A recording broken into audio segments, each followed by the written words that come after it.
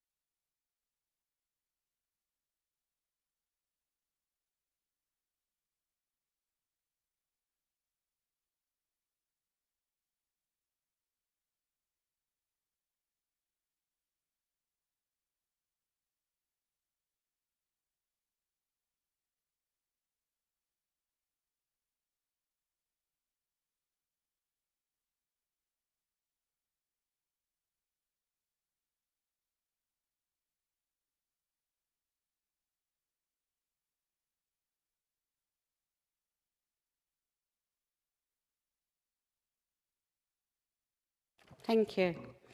I'd just like to make one mayoral announcement. I had the honour of going to the Pride of Essex Awards, and Thurrock had 4 nominations, and they all got commended awards. And I think it's really nice to see that Thurrock's out there, you know, and it meant a lot to see people recognising Thurrock as a borough, you know, in Essex. Thank you. Item 5, public questions. Can be found on page 25 of the agenda. Question 1 for Mr. Perry. Pardon? Yes, Mr. Spate. Thank you, Madam Mayor. It's generally customary to invite comments when people who've given great service to the council pass away, and I was expecting to do that. So I would just like, with your indulgence, to say briefly, because a lot of people probably do not remember Neville. Is that okay? Yeah. I didn't know him personally when he was serving on the council, and I arrived in 2004, but I became acquainted with his work, and I did meet him briefly on a number of occasions later. I do know how respected he was by many within the council while in service. Those who knew him closely said he was a thoroughly decent man who would have run through brick walls for Thurrock. In later life, I believe he played the bagpipes with the Sutherland pipes and drums, and I'm sure that they would have paid an appropriate lament on his sad passing. Thank you, Councillor Spate. Public questions. Public questions can be found on page 25 of the agenda. Question 1 from Mr. Perrin to the leader. Would you like to come down, Mr. Perrin?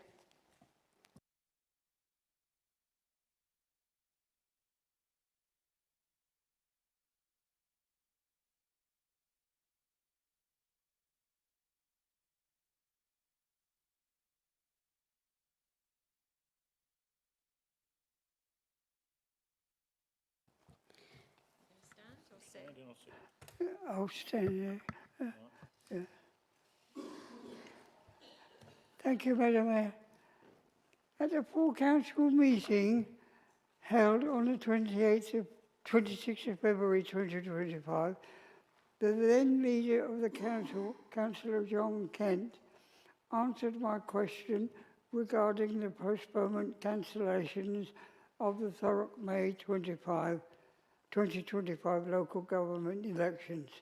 He stated he was unable to guarantee the council would not be applying for future postponements, cancellations of LG elections in Thurrock. I ask you, is the council seeking to become an autocratic council? Leader, please respond to the question.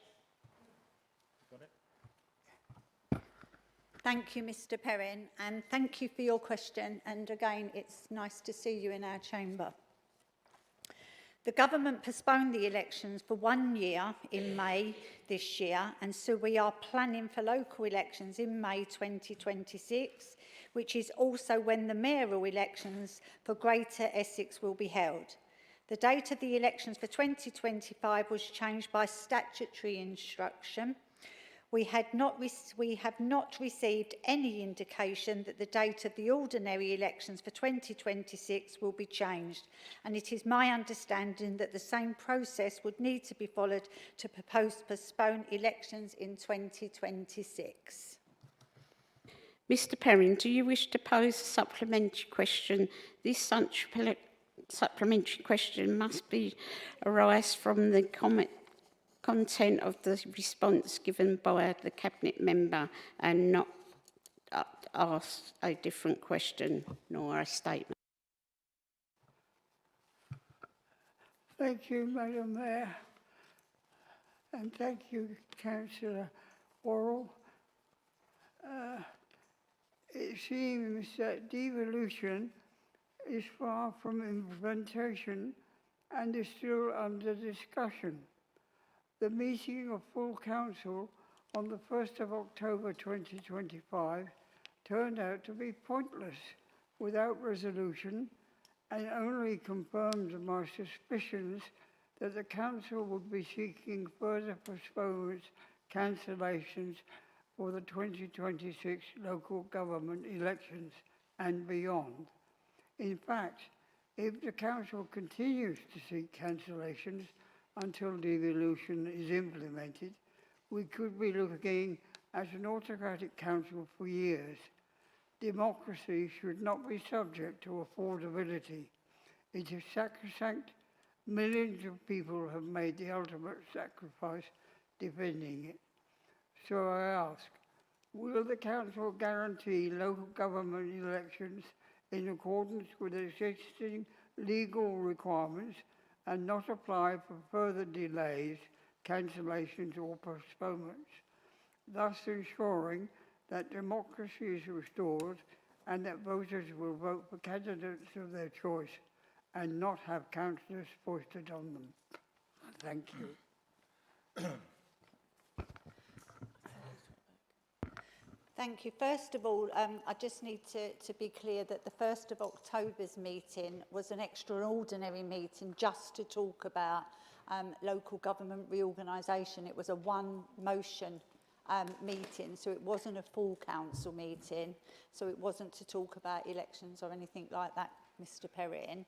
And I really can't answer a question, a hypothetical question about, cancelling elections. It's not in our gift. It's not us that will cancel elections in the same way as it was government. But as a Labour Party, I can only speak for my group. We're out every weekend, knocking on doors in the week, making sure that we're seen all year. We are still, and this council and officers are preparing that there will be elections in May. And until we're told any different, it doesn't matter how many times anybody from across the chamber or public asks me, elections are due to go ahead next May. I can't answer anything more than to say, I don't know any different than elections are going to be going ahead next May. Thank you, Mr Perrin. You can now take your seat back in the public gallery. And thank you for your question.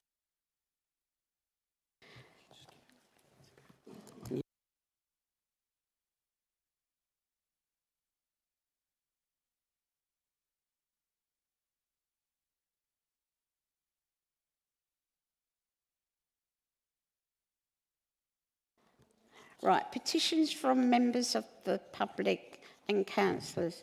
Please be advised that in accordance with the council petition scheme, one notice of petition has been received.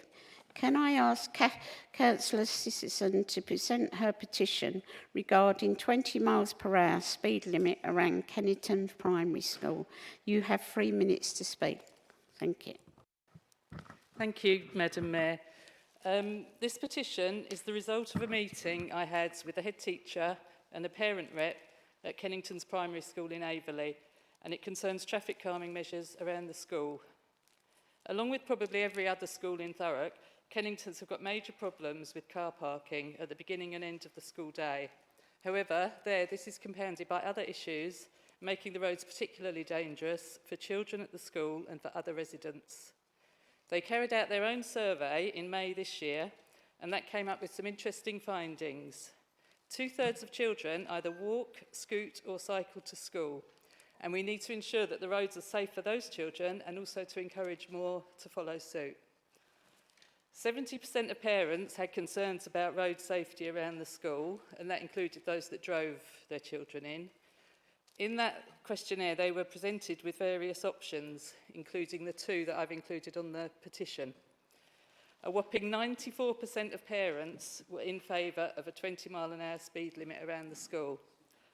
I've been contacted many times by other residents of the estate with concerns about speeding cars, and there may be an argument even for extending 20 mile an hour across the whole estate, but this petition is just looking at the roads around the school. It would have nearly universal support.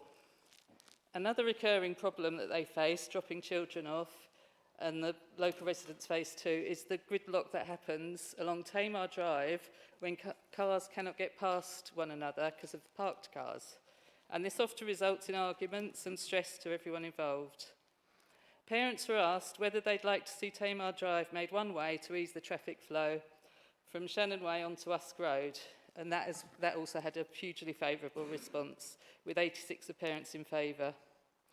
So we understand that these changes, particularly making Tamar Drive one way, would impact on the wider community.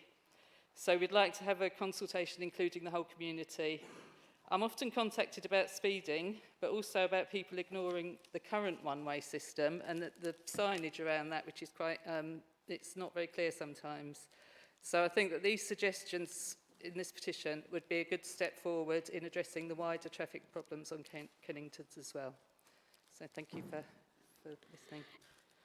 In the absence of Councillor Victoria Holloway, the portfolio holder, will the leader kindly acknowledge this petition? 1 minute to speak. Thank you. Yep, thank you, Madam Mayor, and thank you, Councillor Kathy Sisterton, for presenting the motion. And this is something that the residents have already been very, very vocal about and been in direct contact with the council many, many times about the need for this traffic calming. So once your petition's been handed over tonight, it will go through the appropriate channels with the direct democracy team. And hopefully it will then be considered as part of next year's programme. And then there will be requests that will be approved by Cabinet for the local intervention programme. So I'm sure that your residents will be hearing from the council very, very soon about their petition. But thank you for bringing it in tonight. Thank you. Thank you. Item 7, update report in respect of those petitions presented at council and the council offices. This report can be found on page 27 of the agenda and is information on the status of the petitions handed in at the council meetings and the council offices. Item 8, appointments to committees and outside bodies, statutory and other panels. Do members agree with the nominations made on page 2 of the order of the paper? Yep. Yes, Madam Mayor. Thank you. There is one contestant vote for Chair of Children's Overview Scrutiny Committee. I will now undertake a vote. All those in favour of Councillor Johnson?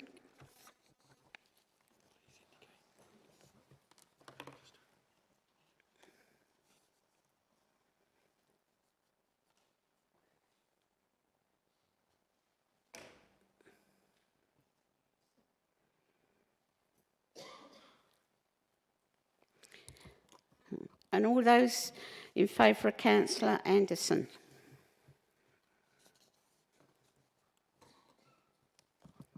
Thank you.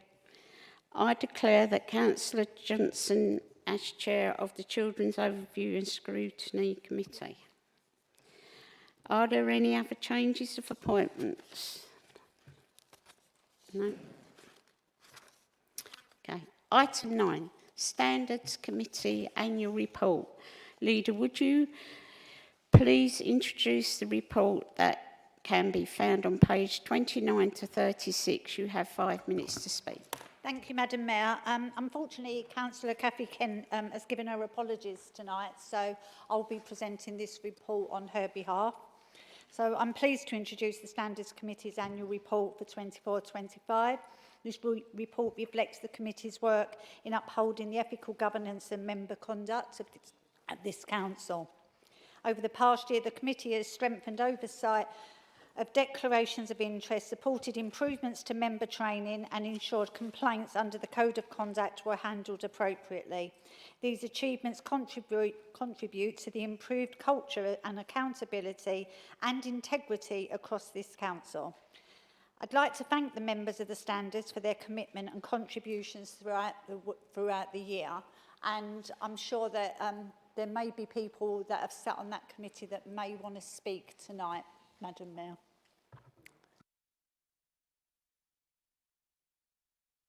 Yeah, Councillor Spate, you can speak after Councillor Coxall. Councillor Coxall. Thank you, Madam Mayor. Just quickly to 4 clarify, minutes to thank you, Madam Mayor. Just on the previous, as printed in the order paper, the other changes were made in relation to the Vice Chairman of the Adults Committee, because as printed in the order paper, I don't know if that's been confirmed in procedure. So, yeah, as far, I took it as printed in the order paper, Madam Mayor, then followed through.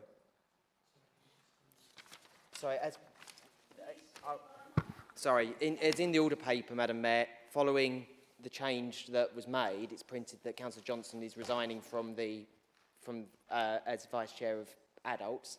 That would mean that we'd nominate Councillor Day in that position. I took that as I've discussed that with officers yesterday at the leaders' briefing, and it was in the order paper that change has happened. I appreciate the Chamber there may have been other nominations that would have taken place, and that may have then eventually been contested. But if it's printed, if it's been done, I'm not sure if there was any other nominations across the Chamber, but just to confirm that has been done. But I'm aware the Chamber I don't want to prejudice any other candidate.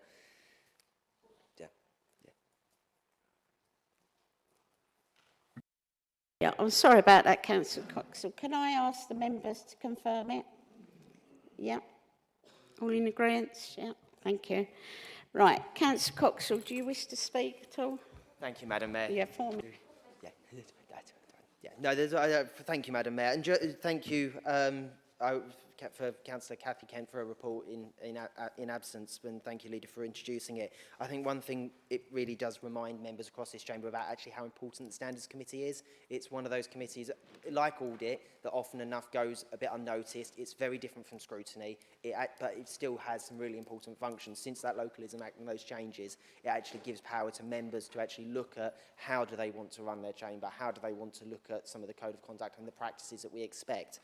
I think it's really important, some of the work they've done around that code of conduct, especially it's very timely. The government have been consulting, as the Chamber were aware previously, on what they can do and what councils can do to ensure that members follow good practice. And I think that's some of the work that I think Standards could carry on as well, doing and looking at what exactly is there in the council's arsenal to make sure that members actually do uphold good conduct that is actually expected from residents and our commissioners as well. And hopefully that all plays a part in the really important role of the transformation programme.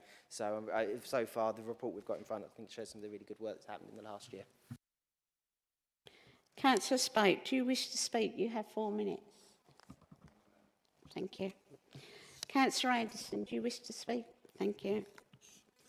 Would any member like to speak on this report? Each member will get 4 minutes to speak. No? All right, thank you. Leader, do you wish to have your right to reply? You have 2 minutes. No, Madam Mayor, thank you. I will proceed to the recommendation.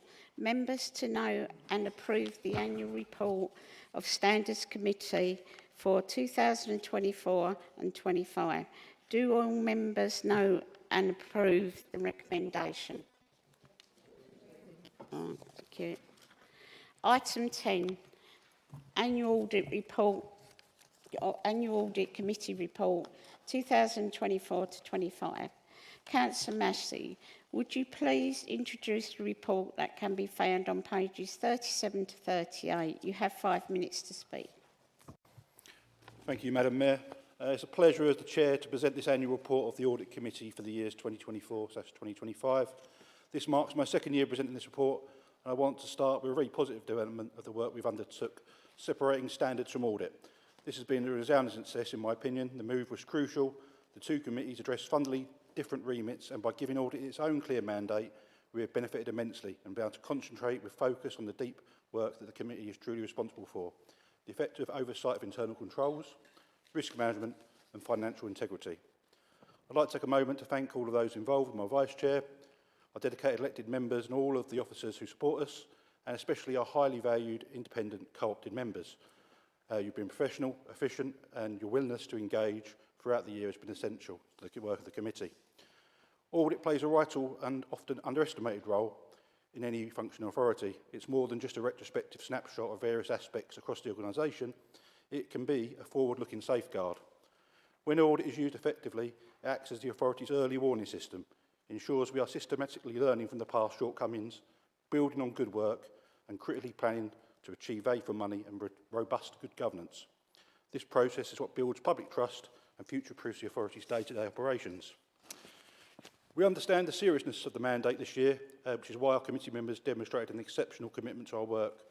We treated important audit items such as risk, external audits, statement of accounts, audit assurance and the annual governance statement with the urgency they deserved.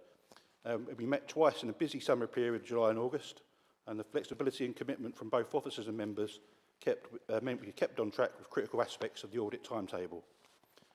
In our further meetings throughout the year, we focused heavily on important issues internally, such as office expenses, housing stock fire safety, and business continuity planning. When the internal audit functions effectively, it acts as a preventative mechanism, allowing us to patch structural weaknesses before they become costly crises. Where weakness was identified in these areas, the committee has been firm and received full assurance that new processes and systems have been implemented and improved. The reports that we ensure the rectification is not just promised but measured, showing demonstrable improvement and strengthening our resilience going forward. One major ongoing aspect that remains high priority for the committee is the matter of our external audits. We must ensure we can move forward as an authority and finally get to a position where we're being audited normally, consistently and without caveats as an organisation. To address this head-on, we had a very useful training session in July 2025. The main reason for the session was to go over the history of our recent external audit challenges, and with the committee members this proved invaluable, ensuring that all members had the necessary knowledge and context to engage effectively and critically with the ongoing obstacles related to our external audits. A full detailed description of the events is available in section 3.5 of the main report. This remains a key matter of importance to the committee, and we're hopeful we can make progress on this early 2026. Internal audit has been under a series of changes this year and upgrades this year. The committee has given regular feedback on the data presented and layout of the reports, which has been incorporated, and as a result, the standard of our reports has been high quality and exceptionally useful to the committee's work. A key area of improvement carried out was based on the recommendations from the BVI, the Best Value Inspection. This is risk management. We are now ensuring that risk implications are included clearly to all committee reports. This helps members across the authority to have a really easy to read overview of risk when making decisions. Crucially, risk has moved from paper-based exercise to being operational reality. We have task-named officers dedicated to risk champions for areas. This includes a vital backup where other named officers can assist if a change of employment or the role of the primary risk owner. This is fundamental and critical upgrade to how the authority manages risk and every decision we make. An audit is a learning and shortcomings we take from a proactive step in inviting officers from services to a higher number of public complaints to attend the committee. This established a direct line of sight between the governance and overview of front-of-line service challenges. Committee members were able to ask questions. This is related to waste services, FOIs, to name but two. This ensures the voice of the committee is heard and proactively at governance level. Finally, as you would expect, finances, value for money have been subject for regular debate and rigorous questioning throughout the year. Overall, this aspect is moving in the right direction with clear improvement on recent years' performance. Personally, the Chair, I feel I've been well supported by members and officers. I have high confidence our internal audit team is working unhindered throughout the authority, which is vital to establish the Audit Committee continues to receive meaningful, useful, data-driven reports. To sum up, like many things in the Council, progress is not as quick as everyone would like, but I can say confidently report that we're moving in the right direction when it comes to audit, governance, financial responsibility. Thank you. Leader, do you wish to speak? You have 4 minutes. Thank you, Madam Mayor, and I'll be very, very brief with what I do need to say. But first of all, I'd just like to thank Councillor Massey for chairing this important committee for us. And just looking back to before we went into intervention, this committee is night and day. Absolutely, completely. Just listening to the work and the way everybody tackles audit now is just like such a different council, and just shows you how far that we've really, really come. And the fact that we bring reports there that before would have been hidden and never bought, but we're not afraid to bring those reports because we're not saying that we've got everything right.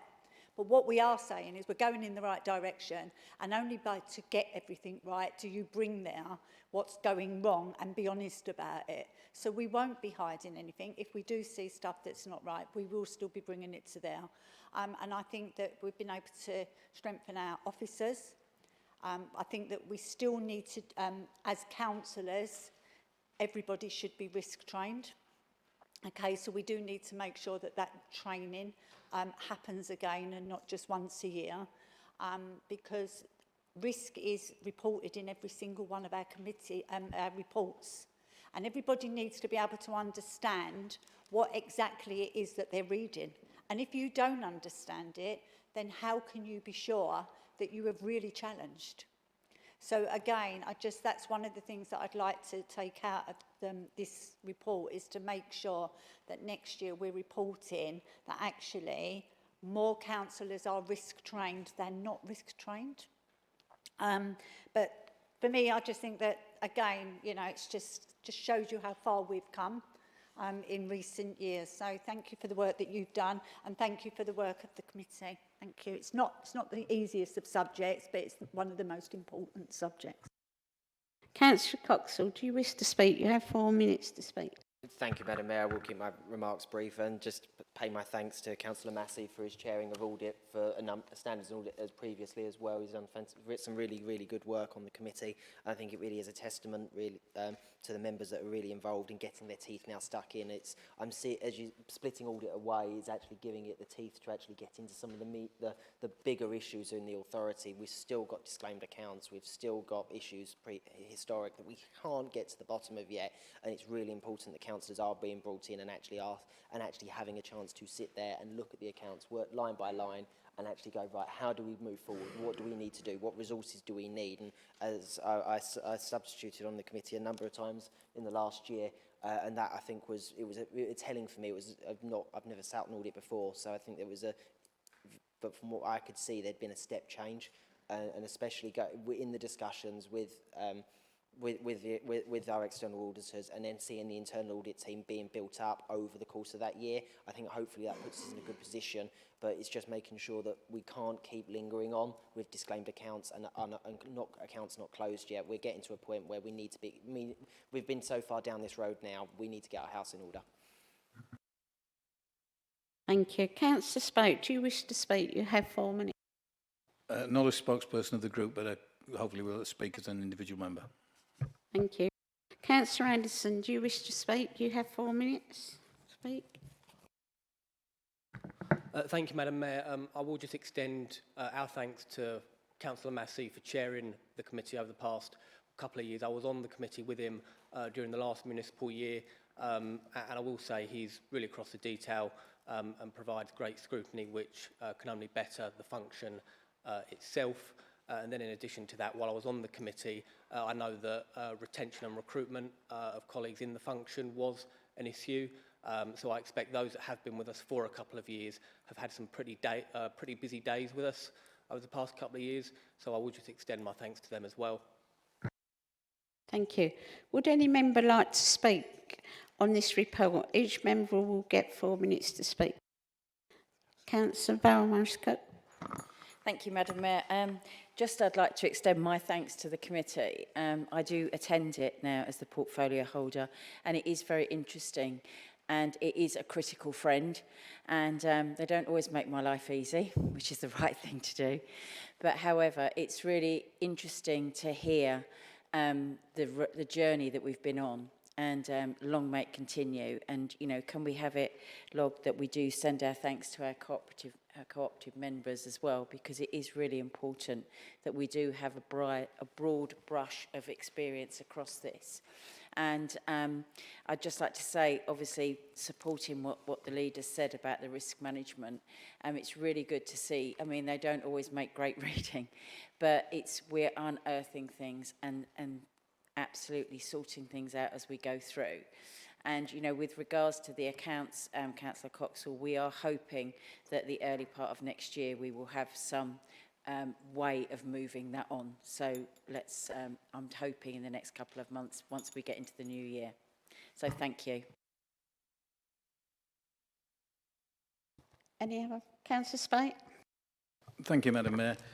Speaking as a resident and as a ward councillor, I would like to echo the thanks of everyone to Councillor Massey for the work that he and colleagues on that committee have done. I think audit is something of a strange animal in that it really does have two roles. It has an eye on the future and making sure that we get better, and absolutely everything that's been said about risk management is really important. But it also has a duty to look back. And if I am to be critical, I really do feel that we as a council, and I've sat in on meetings of audit and I've watched the others, we do tend to protect our past. The residents of Thurrock repeatedly come to us as members and ask us, what the hell's been going on? What's doing this? Why don't we hear what happened? What caused this? What kind of... And there is a marked lack of determination, in my opinion, to actually get to the root cause of some of the things that have brought about the demise of this council. I would have looked forward to, well, hopefully still do look forward to seeing whether that situation changes during the next 12 months. I suspect come May and the onslaught of our friends in front and their colleagues, I may not be here to make the point then, so I'll make it now. I really do think we have an obligation in audit to look at some of the really serious issues and not just brush them under the table or kick them into the long grass, and that would be my only criticism. I think they're doing a decent job. They're definitely, as Councillor Morris-Cook said, getting better. There is a much clearer path. There is much more definition, but we still have a long way to go. Thank you. Any other councillor wish to speak? No. Councillor Massey, do you wish to have the right to reply? You have 2 minutes. Thank you, Madam Mayor. I'll keep it brief. I agree with mostly what's been said by the group leaders. Thank you very much. The members of the committee work really hard. It's really diligent. There's lots of data to take in, lots of financials to look at, lots of training to attend. We've had extra meetings on top. We've moved meetings around, and everyone's really pulled together as a committee, and we're staying on track as best we can, and definitely moving in the right direction. So thank you very much, everyone. Thank you. Thank you.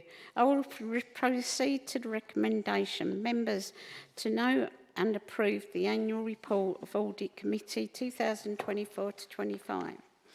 Do members know and approve the recommendation?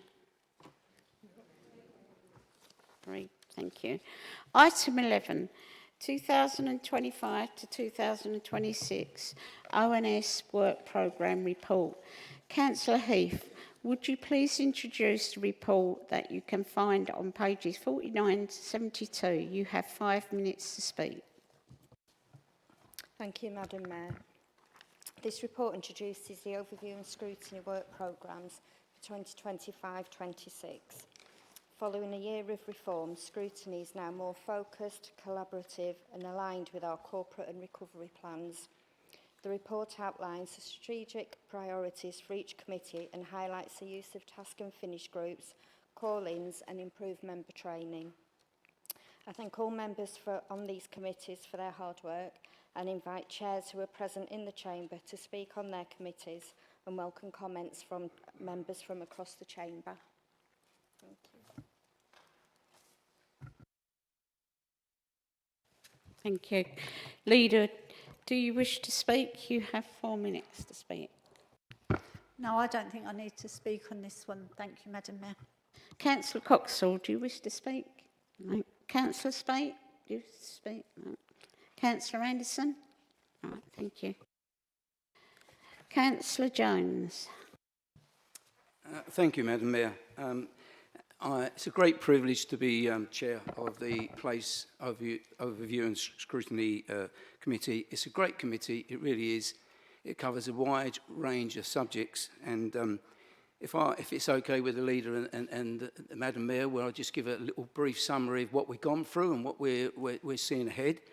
So we've had 2 meetings so far to date in this municipal year in the work programme, and the first thing on the agenda was the Norwich to Tilbury DCO update. As we all know, this report is about basically the National Grid is proposing under the project titled Norwich to Tilbury to construct new high voltage power lines to increase the grid's capacity to transfer electricity from the East Coast, and it's going to join up with the infrastructure at Tilbury. The committee read the report, made many and agreed everything. Place members questioned the order limits on the DCO scheme and the impact this could have on the residents. Members also questioned if and how the council were engaging with other local authorities affected by the scheme. There's a lot of people that's against it, we know, but at the end of the day, council needs to engage as to make sure we get the best for our residents. Second on that agenda, we had a presentation of the development and the progress of the construction of a local plan and engagement with both developers and local residents through forums and to keep residents updated.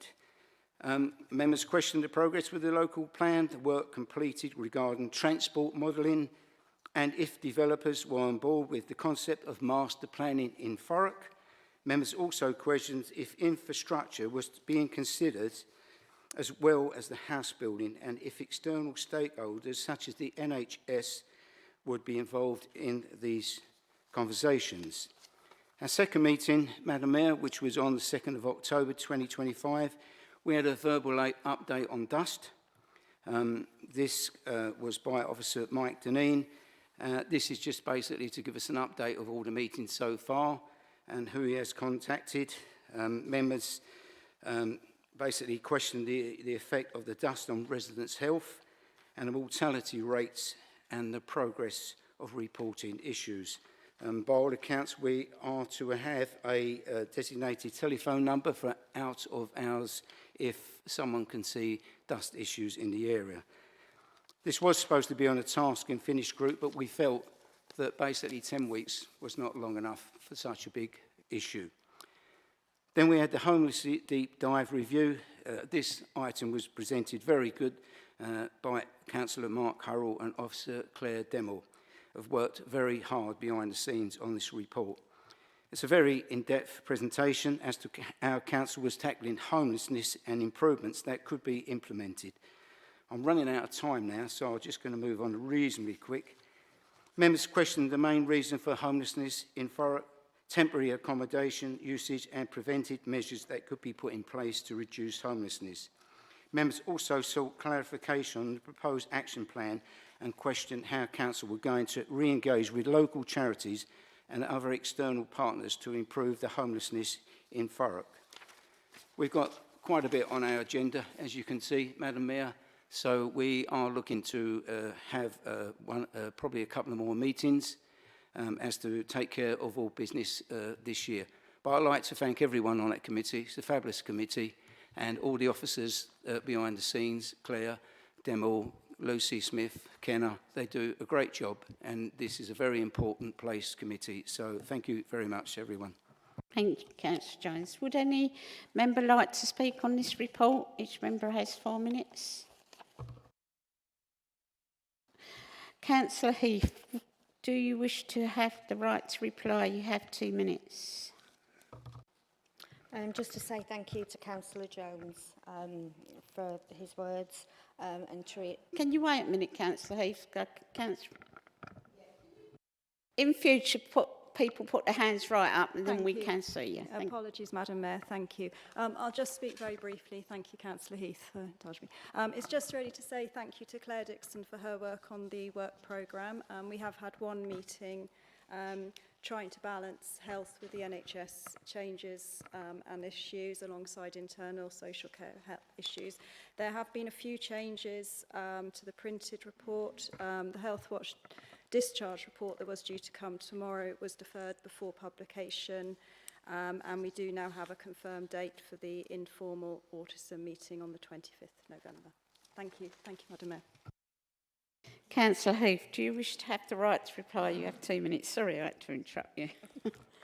Thank you, Madam Mayor. Just to say thank you to Councillor Jones and Councillor Rigby for giving an overview of the committee's work. And again, to reiterate, thanks to all members and to the officers of the committees. Thank you. Thank you. I will proceed to the recommendations. 1.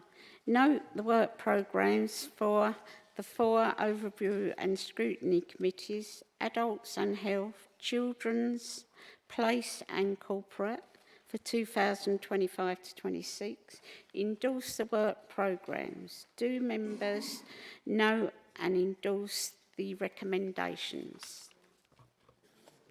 Yeah, thank you. Item 12, Corporate and Improvement Plan. Refresh of Corporate Plan 2024 to 2029. Leader, would you please introduce the report that can be found on pages 73 to 116? You have 5 minutes to speak. Thank you, Madam Mayor. And not only can it be found in the report, but you should all have a nice shiny copy in front of you tonight. So last year, this council unanimously agreed the corporate plan, and I'm pleased to bring our updated plan, which I believe demonstrates the council's continued improvement journey and gives all officers in this council a single vision and a set of objectives for our borough. The plan is an important part of demonstrating our commitment in being accountable to residents on what we are delivering for Thurrock. It sets out a clear direction for staff who are at the heart of making sure change and delivery happens at the council.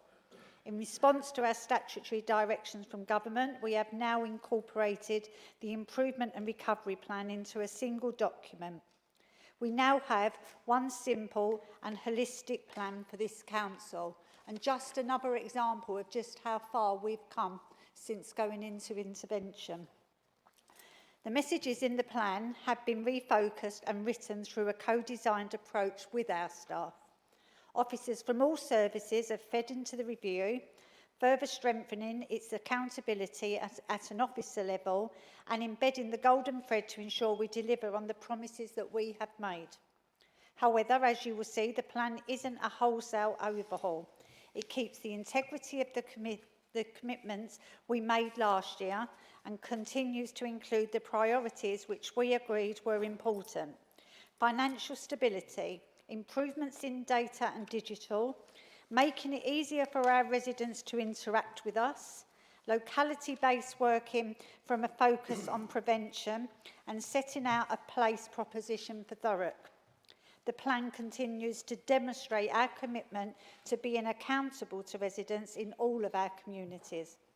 It is vital for a well-functioning council to clearly communicate its priorities to our residents and to its staff. Madam Mayor, before I recommend this report to council, I'd like to thank the Corporate Overview and Scrutiny Committee for the last year. They've worked so hard, and their comments and being a critical friend to this reporting, both the corporate and the improvement, has really shaped the document and given us, a really solid foundation for us to move forward on. And it's always a pleasure to go there, and we get, we're really tested at that committee. But I think that it's because we're tested there that we've been able to make, such great improvements in this area. So, Madam Mayor, I'm quite happy to commend my report and my corporate improvement plan to the Chamber. Thank you. Thank you. Councillor Coxall, do you wish to speak? You have 4 minutes. Thank you, Madam Mayor. Thank you, Leader, for presenting the new Corporate and Improvement Plan this evening to full council. I agree, this is a really important document, particularly now seeing that with the IRP is rolled into this. I think it's a noticeable step. It shows that actually our transformation is meant to be lockstep in what actually the council wants to achieve as a corporate body. And I think that for residents as well who are interested, for people who may want to go read the corporate plan or see the documents the council is, you've actually embedded some of that work of what you're trying to do, and it's easily and accessible. I think particularly really pleased that the updates from 2024, particularly LGR is now focused, devolution is now included in there. That is a huge game changer for what happens with the transformation of this authority, whether we like it or not. And especially as well when some of the work of what happened in adult social care, particularly around locality working place and some of the prevention work that's been done that was led under the previous executive director and has been continued fantastically under the current post holder. And I think that's the key thing, is the council has actually taken something that was really working well in this authority and looking to roll that out and make sure we actually adopt some of some of those working ideas actually and feeding into our transformation.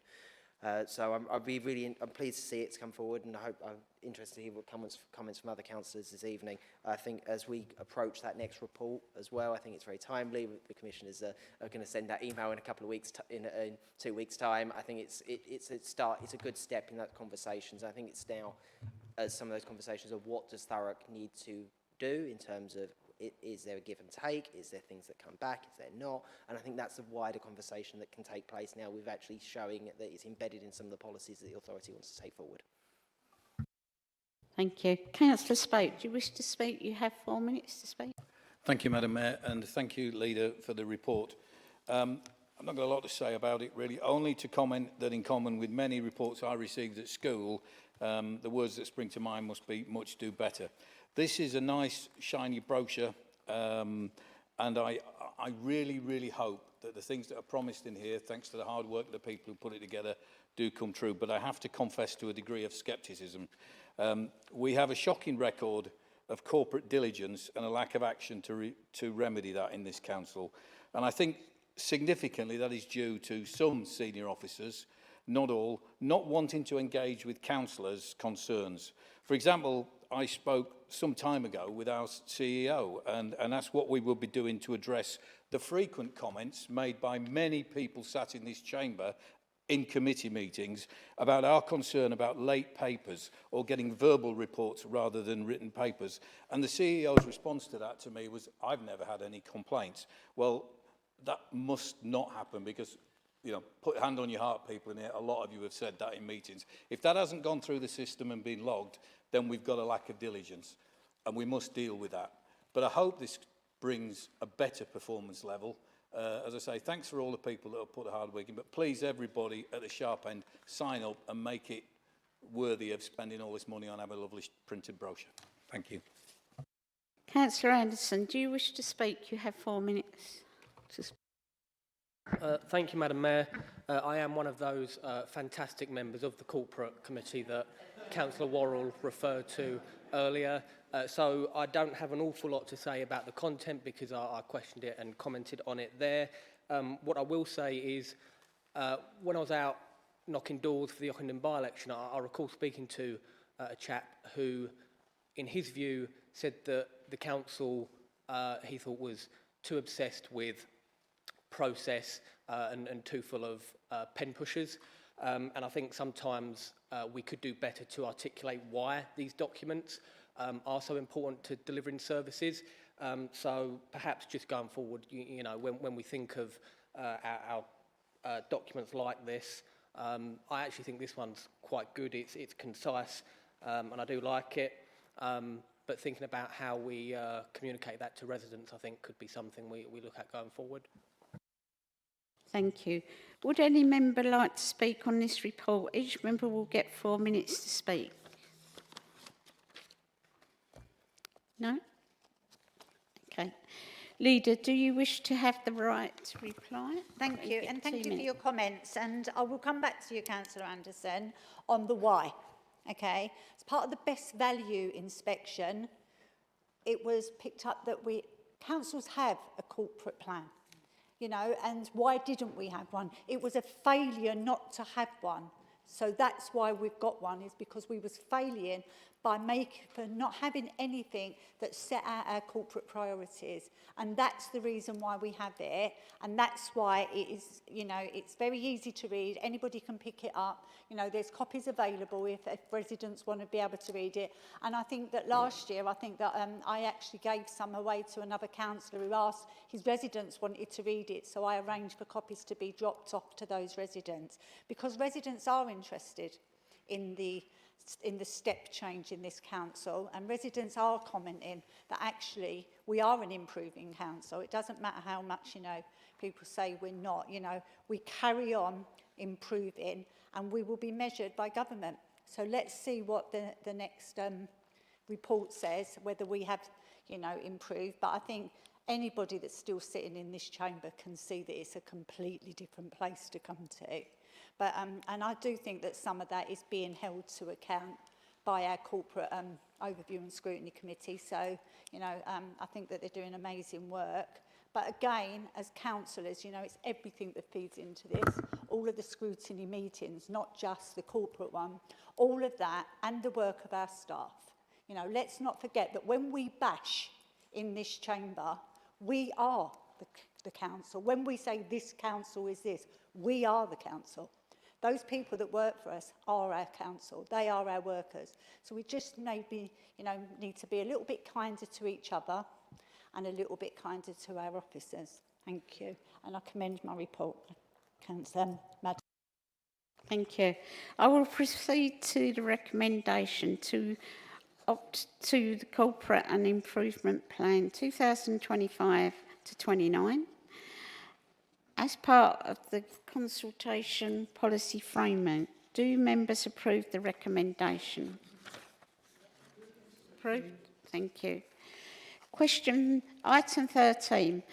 Members' questions can be found on pages 117 to 118 of the agenda. I would like to ask those members who have submitted questions to please read out their questions when asked to do so. As there were no questions to the leader, I will move to the questions to the Cabinet members. Question 1 from Councillor Gary Byrne to Councillor Victoria Holloway has been withdrawn. I just said that. Question 2 from Councillor Johnson to Councillor Thurrock. Councillor Johnson, please read out your question as set out on page 117 of the agenda. Thank you, Madam Mayor. I welcomed the news in July that the Council has £240 million for repairs and maintenance of housing stock and public buildings.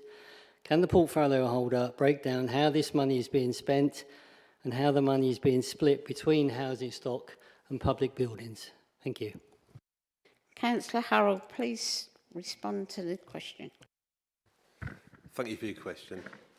It's quite a long, detailed reply, but this is what you should get. The £240 million is HRA budget allocation to deliver the reactive repairs, planned maintenance, compliance-related works and capital investment programmes to the HRA estate over the next 10 years, including for financial year 25-26. This sum is split between capital works and day-to-day repairs. Other capital elements such as communal door replacement programmes, lift renewals, gas boiler replacements will have their own capital budget allocations and will be subject to separate procurement exercises and will be strategically coordinated to deliver the planned improvements and investments into the HRA estate.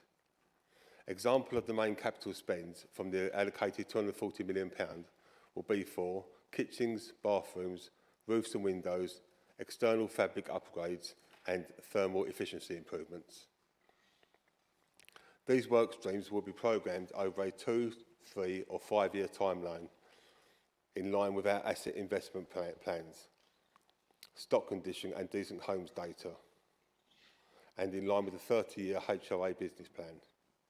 Given the increased focus on regulation, compliance and tenant satisfaction, the Council will need to ensure all its contracted works and services deliver the Council's landlord obligations and meet the challenges from the increased regulation, as well as achieve best value for money from this investment. The procurement of a single contractor, which has commenced to deliver all repairs and major works, is designed to ensure that the contractor is strongly incentivised to connect reactive repairs data and lifestyle data to planned capital programmes, so that the latter is programmed and delivered more efficiently, so that over the longer term there is less demand for reactive repairs. The £240 million investment and approach to have a single contractor will also enhance the customer experience and journey.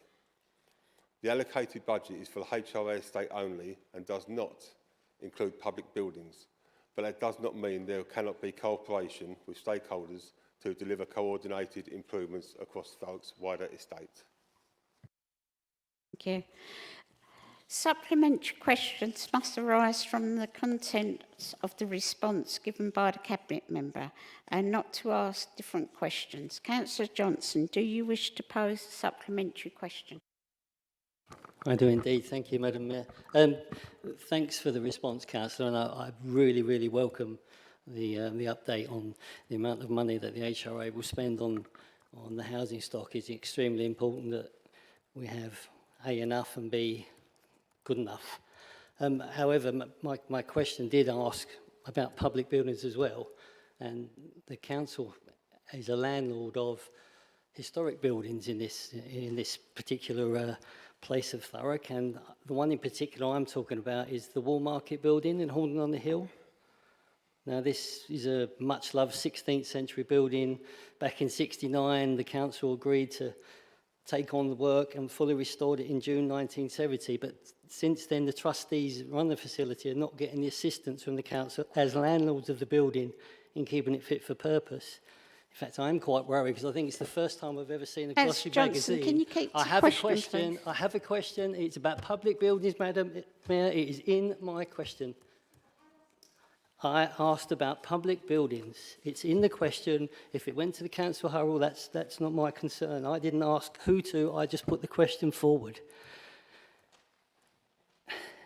Could the portfolio holder, could I ask you to give the residents of Horndon on the Hill some assurance then that the council will undertake its duty as landlords and begin to put right with some urgent attention? The council is very quick to challenge other historic building owners, often with threatened enforcement. So we can't have one rule for one and one rule for someone else. So we don't want any more falling masonry falling on people in Horndon on the Hill. So can the portfolio holder give the residents of Horndon on the Hill some assurance that the council will undertake its duty as landlords of this historic building and begin to put it right? Councillor Harold, if that's the question's not for you, I do apologise, but as I said, I don't tell you all the questions are going to. Councillor Harold. Yeah, thank you for that. I'm happy to respond. Public buildings is not under my portfolio, but we will look at what you're saying about one specific building, and we will come back to you with a detailed answer. Thank you. Councillor Johnson, do you wish to pose a second supplementary question? No. Thank you. Question 3, from Councillor Spate to Councillor Hartstein. Councillor Spate, please read out your question set out on page 117 of the agenda. Thank you, Madam Mayor. Many parents continue to express extreme dissatisfaction with disciplinary measures imposed by the Mosbourne Federation at its local schools, with particular emphasis on mobile phones. They claim children are being put under extreme mental health pressure. As the council has responsibility for safeguarding children, can the portfolio holder give an update on her interaction with Mosbourne and how she views the current situation? Councillor Hartstein, can you please respond to the question? Thank you, Madam Mayor. Thank you for your question, Councillor Spate. I just want to say to start with, it's a real shame you've left it until full council to raise this with me. My door is always open, so please rest assured, if you ever want to raise this with me again throughout the time, please just drop me an email or give me a call. However, obviously working on this now, I am aware of the concerns raised by parents regarding the disciplinary policies at the schools within the Mosbourne Federation, particularly around the management of mobile phones and the concerns parents have made regarding the impact on pupils' well-being. As the portfolio holder, whilst I do not have a direct role in setting or enforcing individual school policies, we do all have a clear duty around the welfare of children in our borough. Councillor Gary Byrne has been continuing to raise concerns around the Mosbourne Federation for a considerable length of time now, representing his local residents, and he has also raised these concerns with me. For that reason, a recent meeting took place between Councillor Byrne and the Assistant Director of Education, with Mosbourne senior staff, and Mosbourne engaged positively in the meeting and reiterated that the mobile phone policies are designed to create a focused learning environment. As I'm sure you're aware, mobile phones remain a key issue both locally and nationally, and many schools are restricting or not allowing mobile phones into their schools. Whilst your concern obviously is around Mosbourne schools, it is important to share with you that similar policies around mobile phones are replicated across Thurrock and indeed nationally. The policy that Mosbourne Federation has in place for mobile phones is one of the suggested policies for schools given by the previous government when they published their guidance on mobile phones in school. The Mosbourne Federation are keen to engage with parents, and they want to reassure the wider community of the commitment to children's learning opportunities. I will be meeting with the CEO very soon again for the next of my regular engagement meetings with him, and I will, of course, take the opportunity to raise any issues parents have with him. I do want to reassure the families of Thurrock that I have been working quietly in the background for a year now, working on the concerns and issues raised with me. And I just want to reassure residents again that this is the way I work, effective performance within my portfolio holder, within my role of portfolio holder, and not one of performative politics, save for the Chamber. Thank you, Madam Mayor.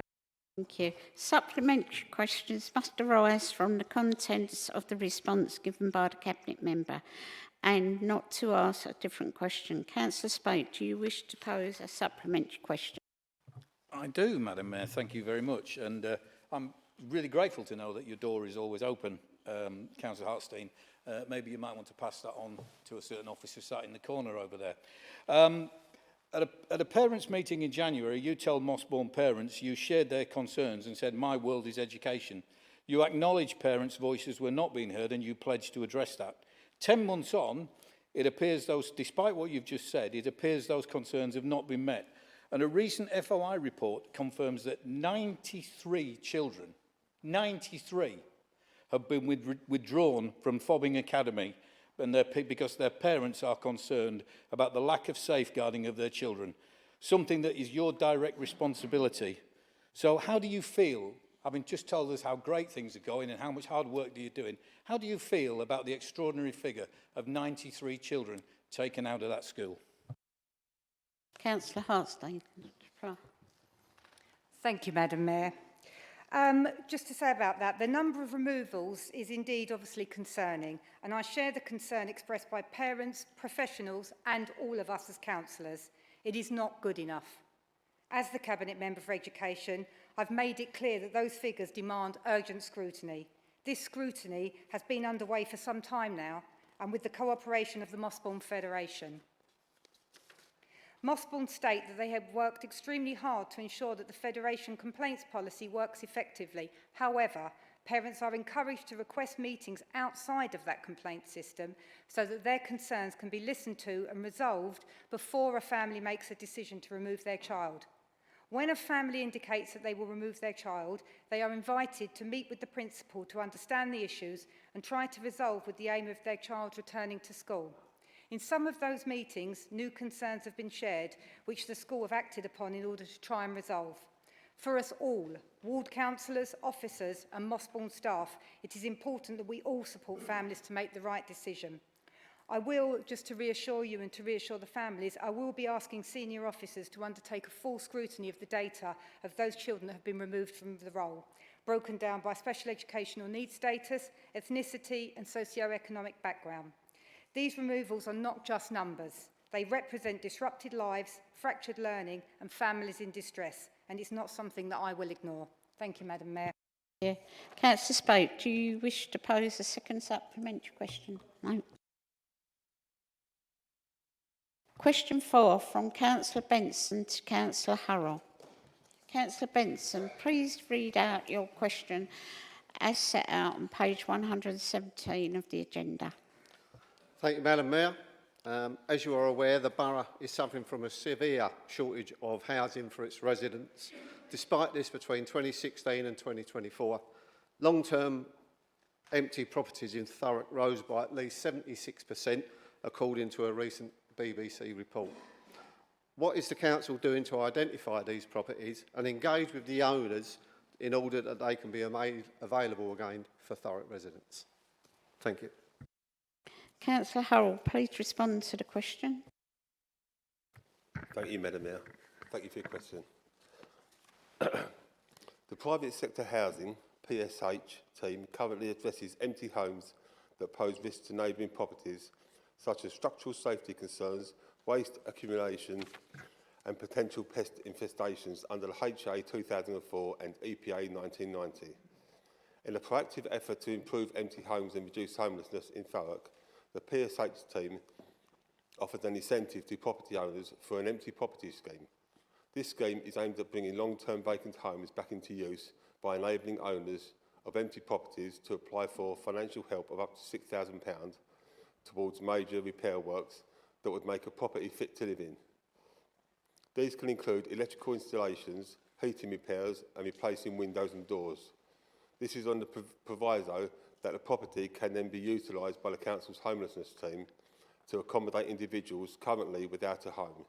The details of this scheme can be found on the Council's webpage, searching for Empty Property Scheme.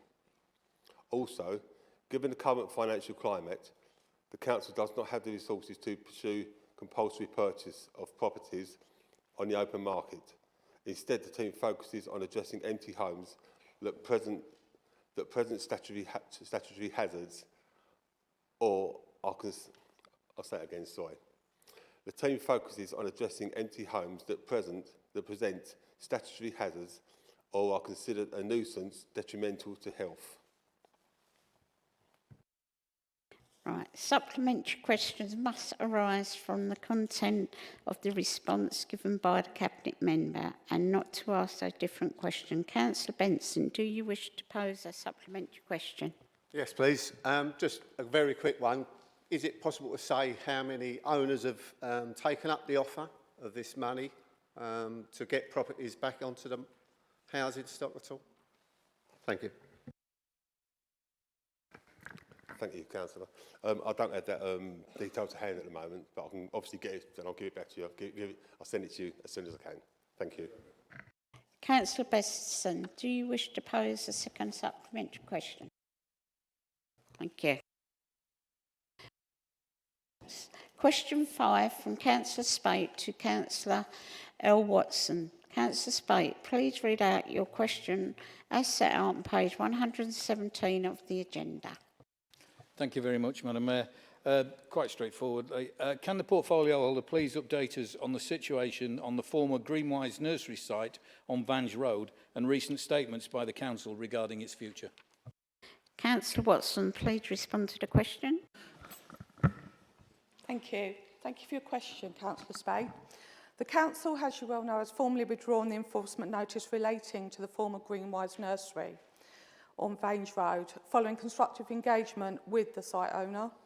The decision reflects a proactive and pragmatic approach by the Council to secure meaningful progress on a site that has long been contentious and a concern for local residents. The owner is committed to working in partnership with the Council and the community to address the outstanding issues and deliver a positive future for the area. As part of this commitment, a planning application will be submitted in due course. This process will include a formal public consultation, ensuring that residents have a direct opportunity to have a say on the site.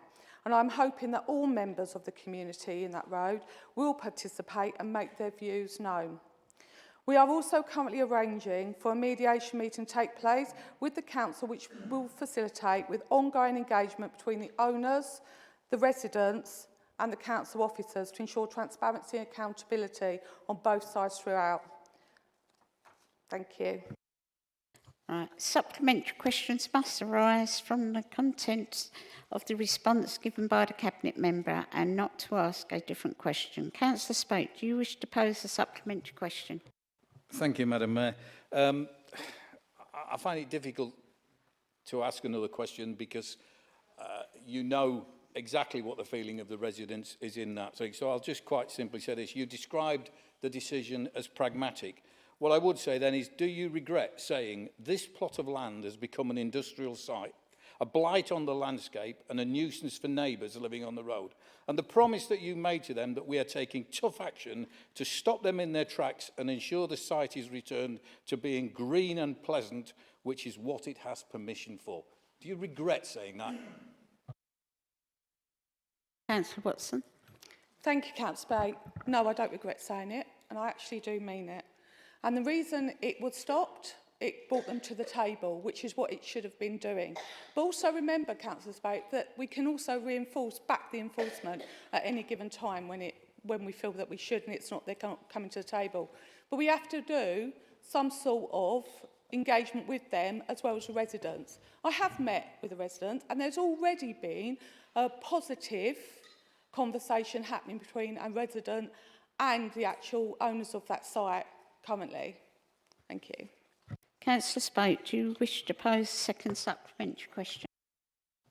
I do. Are you aware that the other plots on the site are still being marketed, despite the agreement that you're going to sit down and start again and come up with a new planning application or whatever. I just find it really strange that the powers that be down there, having turned it far from a green and pleasant land and tarmacked it over and put big metal fences around it, they're looking to bring more people in to occupy that site, which hardly seems to be in the spirit of what you just talked about.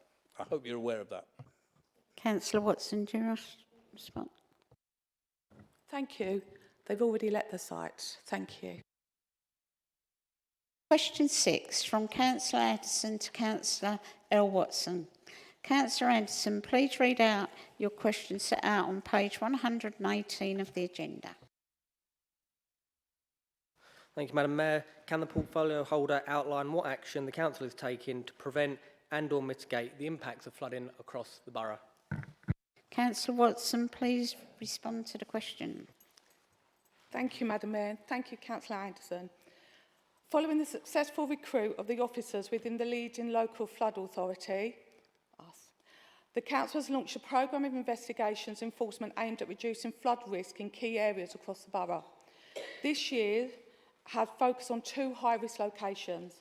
That's Tilbury Riverside and Stamford Le Hope, the Mucking Creek, where the council has taken action to engage landowners and clarify riparian responsibilities.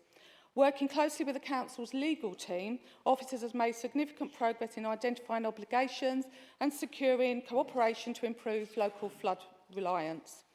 The council is in cooperation with the Environmental Agency and the Port of the London Authority to address the water levels and increase capacity along the main river and Mucking Creek. This partnership reflects a shared commitment to protect the communities and the infrastructure, as we all know what's happened before in Stamford Le Hope years ago. Alongside these interventions, the council maintained team continue to cleanse the targets for highway drainage assets. Through the annual capital programme, investment has been directed towards identifying and repairing drainage issues, ensuring long-term improvement to the borough's flooding system. Notably, major works undertaken on the council's managed section of the Mucking Creek, north of London Road, have significantly increased the water capacity, making it a tangible improvement in local flood mitigation. Thank you for your question. Right, here we go. Supplementary questions must arise from the contents of the response given by the Cabinet member and not to ask a different question. Councillor Anderson, do you wish to pose a supplementary question? Thank you, Madam Mayor, and thank you for that response. As you mentioned, Stamford does suffer from flooding more than most across the borough, so I appreciate the response and the work that any officer does to help mitigate against that. The council does have a broad flood risk management strategy. It is quite old now. I think Gerard Rice provides the foreword to it. I'm not suggesting it be rewritten, but could the portfolio holder consider directing officers to have a look at that strategy, again, review it and make sure it is up to date and in best position to drive that strategy, because as well, it also makes reference within it to some documents that are actually 17, 18 years old as well. Councillor Watson. Thank you, Councillor Anderson. Absolutely. I will instruct officers. Thank you. Councillor Anderson, do you wish to pose a second supplementary question? Yeah, just very quickly. If a new or an updated strategy does arise, can it come to the relevant ONS committee, please? Can I what, sorry? Yeah. Councillor Watson. Thank you. Yes.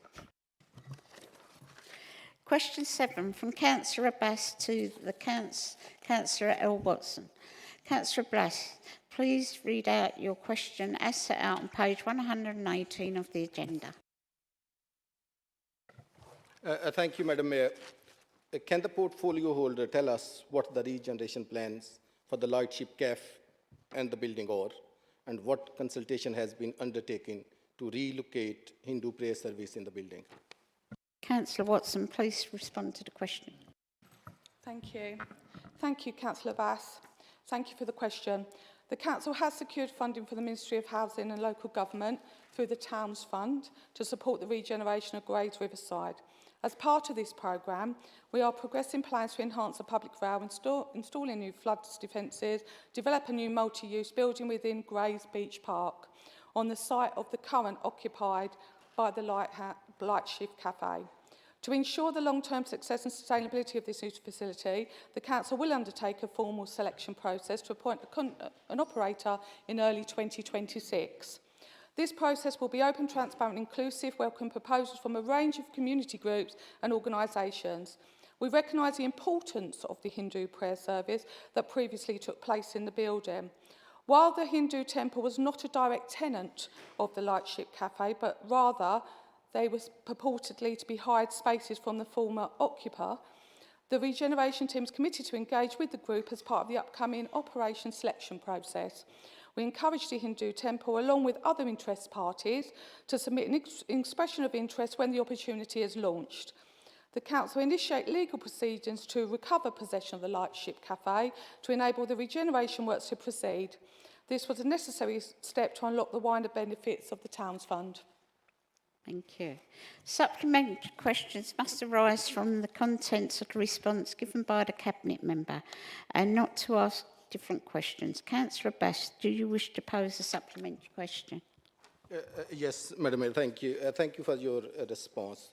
Obviously, I understand your question. You know, obviously, this Hindu prayer service is the first and only prayer facility for Hindu community, and I don't see any planning application in place for this building. And closing this building without offering any alternative to local Hindu community just before Diwali, because Hindu community is celebrating their Diwali festival this week. So I request you and I urge you to please put these political differences aside and engage with organizers of this Hindu prayer service in a genuine and constructive way. We can have personal issues. Councillor Bass, can you get to your question, please? This is what this. And I would, if you have any personal issues with me or the organizers, then I would request you to please liaise with Councillor Panjala or anyone else you feel comfortable with in Thurrock and facilitate the Hindu community to have at least one prayer facility in Thurrock, and also report back to members what consultations were carried out and the expected outcome. Thank you. Councillor Watson. Thank you. Thanks to Councillor Abbas. We're already in conversations with a Hindu group already to try and find them additional places.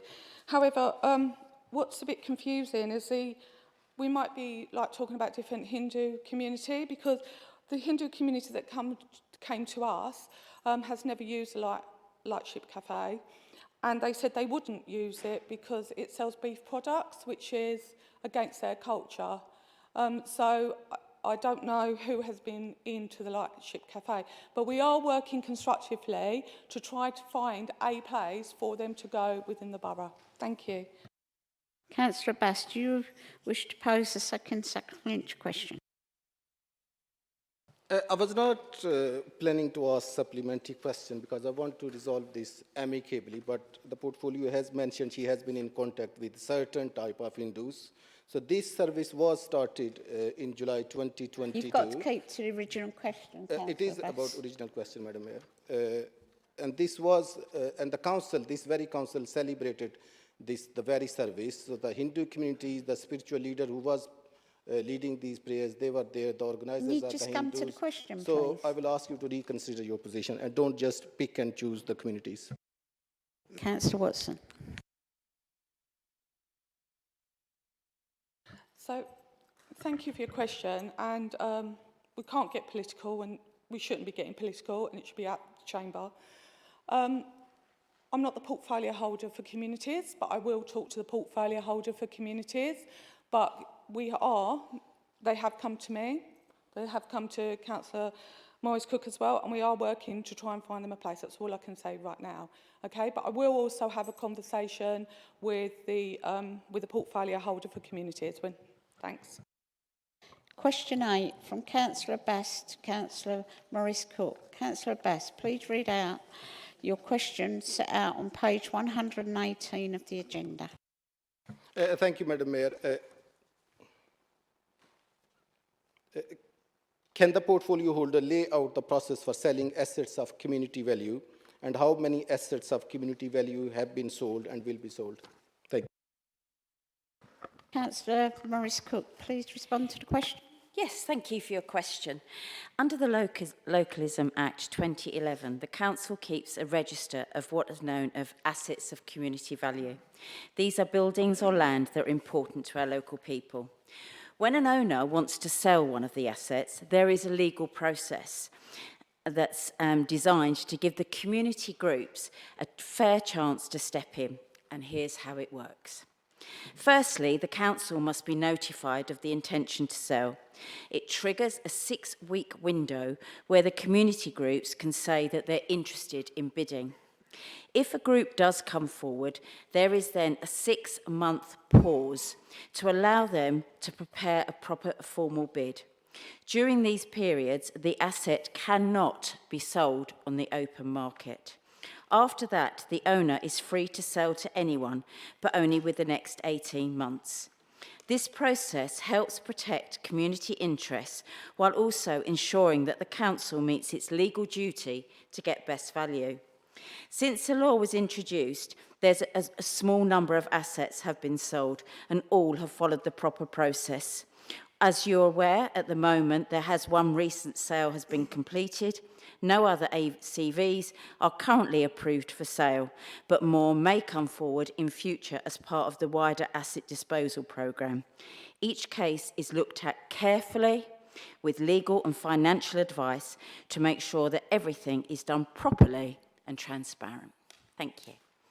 Supplementary questions must arise from the contents of the response given by the Cabinet member and not to ask a different question. Councillor Bass, do you wish to pose a supplementary question?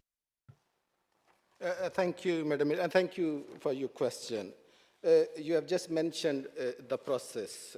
I have several emails, telephone calls, team meeting with senior council leaders from May 2024 onward, which I now know myself and Gurdwara were given wrong, conflicting, misleading, and flawed information.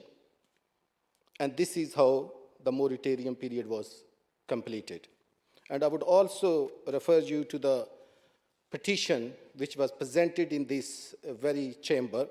Councillor Bass, Sikh community asking, please. This is about this particular land, a piece of land, Madam Mayor, asking to sell this land to Sikh temple at market rate for permanent community use, signed by more than 1,200 Thurrock residents of different faiths and supported by many councillors.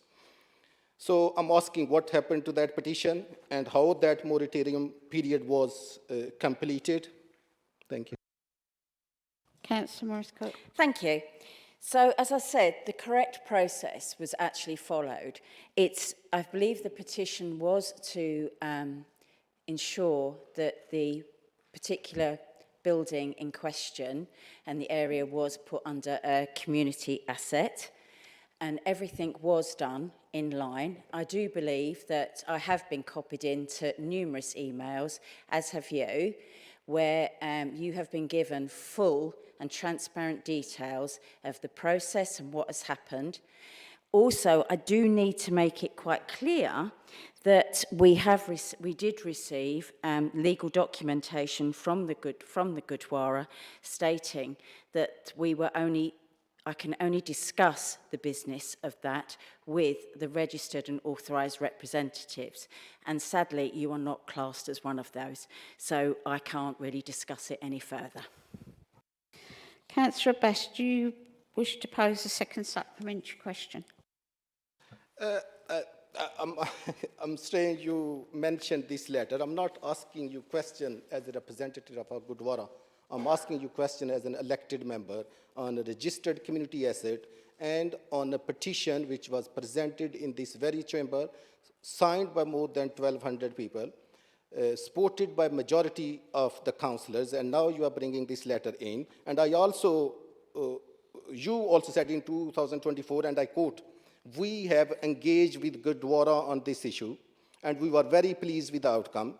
It is the right thing to do. I'm looking forward to strengthening our relationship with the Gurdwara the Sikh and other communities that use the facility in the months to come. You sold this land without following the due process. So I'm asking you, when did you engage with Gurdwara about this and what was the outcome? And will you apologize for making this factually incorrect statement? Councillor Morris-Cook.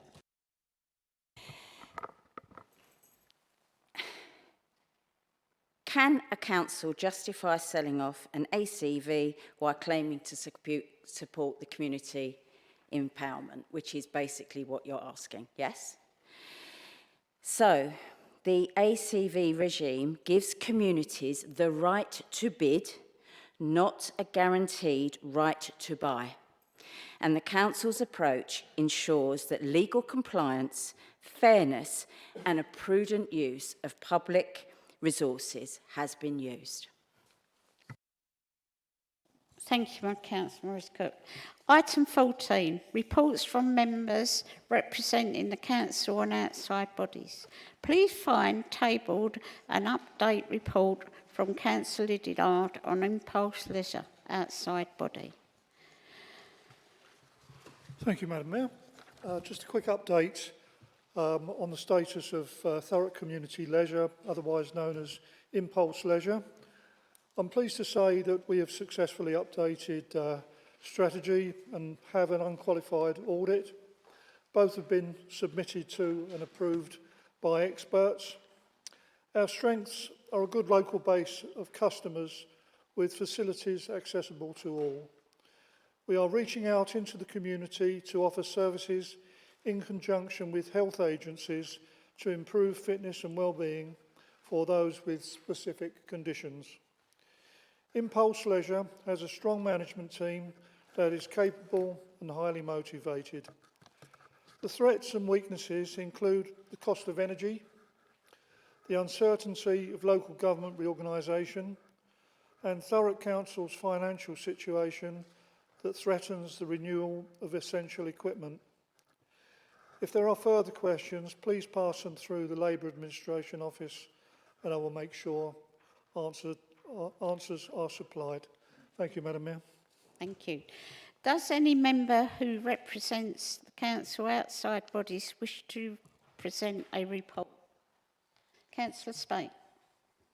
So I don't wish to do that on that, but I don't know whether it's appropriate for me to ask, but I am concerned that as a council we are obligated to put 2 members on the board. It was an obligation of the Cabinet. Steve was appointed by this full council in May, and I just wonder why the Cabinet has not had a second member and left all the work for one person. Councillor Worrell. Thank you.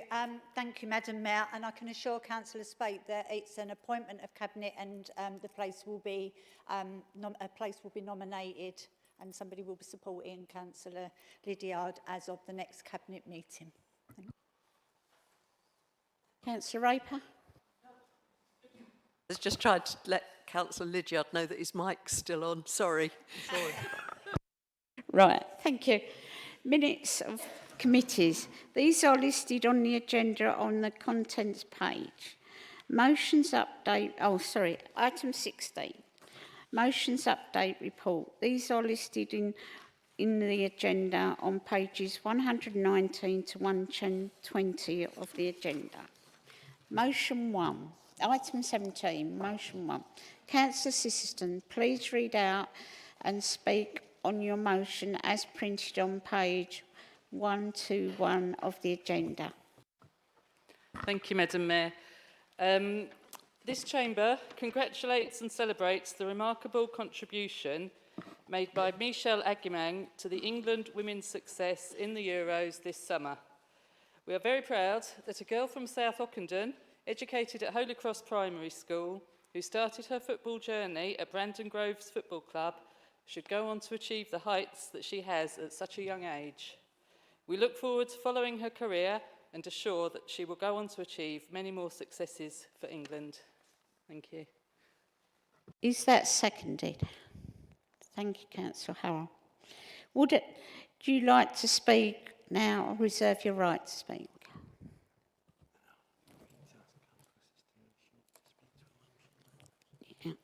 Councillor Siston, would you like to speak? Thank you. Does any member wish to... Right, Councillor Hull, do you now or reserve your right to speak later in the debate? Unusually, I'm going to speak now, please. Yeah, just a little bit about Michelle Agaman. Sorry. Women's England football team.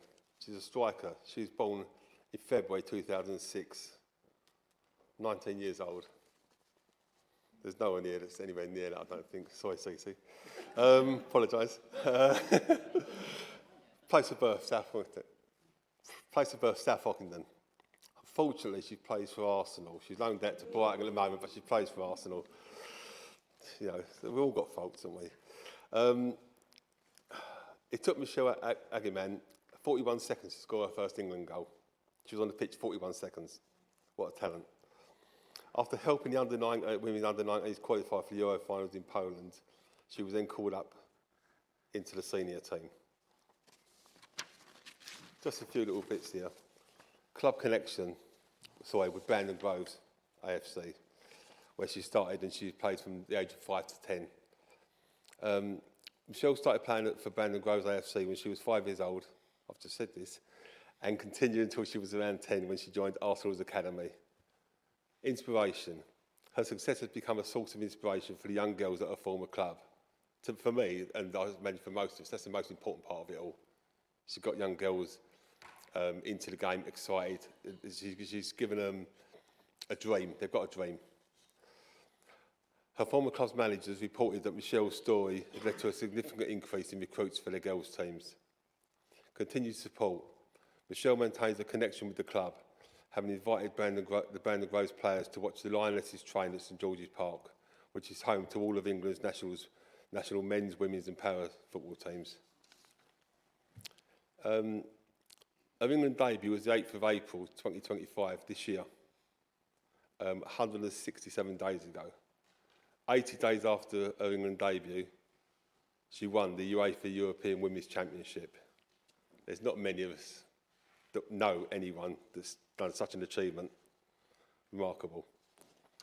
I just want to finish it off really by saying Ockenden's very own local girl, lady, Michelle, made the whole nation proud. Well done, Michelle. Thank you, Councillor Harold. Does any other member wish to comment on the motion? Councillor Jones. Thank you, Madam Mayor, and thank you for the motion, Councillor Sisterson. What a fabulous story to hear. And it just goes to show you how far ladies, women's, children's, girls' football has come. My youngest daughter, she played football. She played local team Thurrock, then she played Dagenham and Redbridge. And going back them years, it used to be a nightmare. There wasn't many teams locally as to play. You know, I remember going down to Brighton, all the way down to Brighton to away games, but anything to try and get a league together to supply football for the ladies. So it's come on leaps and bounds, it really has, and it's fantastic to hear of a local girl making good. So good luck. Thank you very much. Thank you. Councillor Byrne. Yes, it was a great story, and obviously the best girls play for the Arsenal. But it's more than one girl though.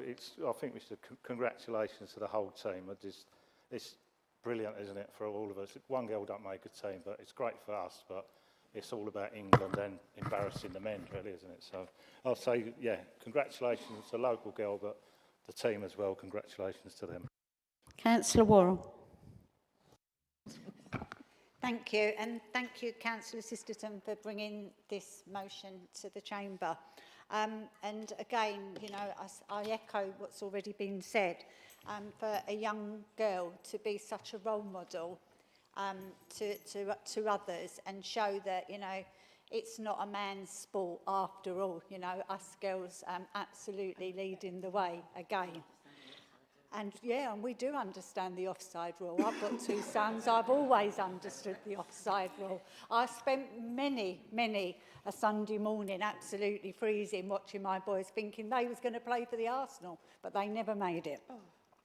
But I've already, and what I wanted to actually say was that I've already spoken to Madam Mayor, and we will be inviting her into the Mayor's chamber to make sure that she makes it onto the Mayor's Roll of Honour, because we absolutely have to carry on and make sure that she knows that we absolutely do recognise the achievement and how proud we are that she's come from Thurrock. And so proud, the flags are still up, recognising that that girl won here in Thurrock. Thank you, Madam Mayor. Councillor Munwar. I want to join everyone in congratulating Michelle, and I fully support the motion. And kind of leaning on Councillor Worrell's point, I think it's really poignant to point out the fact that Michelle's of Ghanaian descent, born and raised in Thurrock, has gone on to play for England under our national flag. And I think it really shows the power of the England team and our flag and what it means to be British, to be from Thurrock, and to do an amazing thing. And that our team is full of people of different ethnicities, different races, and they can all come together under the England flag and be proud to represent our country. And I think it's just really important that I mention that, especially at this time, that what it means to be from Thurrock, what it means to be English and to play under that flag transcends any sort of racial or ethnic divide. And we're really, really proud of her.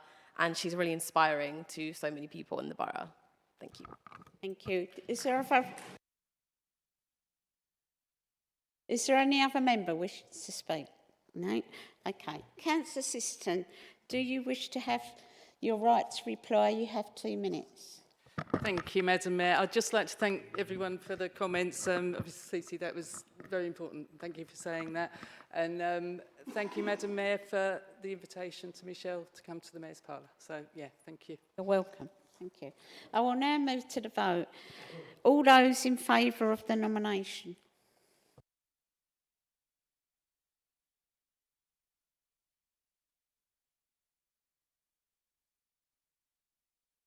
Carried. I'll read out that as well. All those against the motion? No. And those abstaining? No. Okay, the motion's carried. Thank you. Motion 2, Councillor Hooper, please read out and speak on your motion as printed on page 121 of the agenda. You have 5 minutes to speak.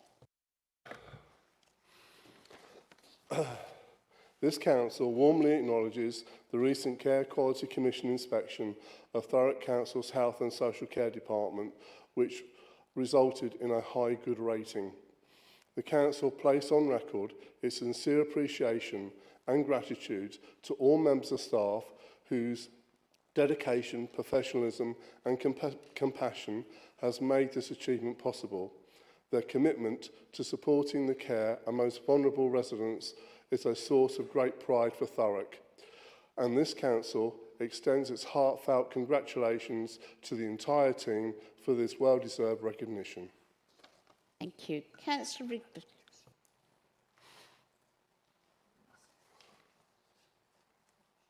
Do you want to speak on the motion?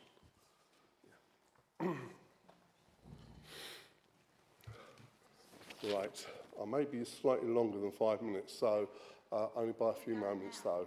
So, here we go.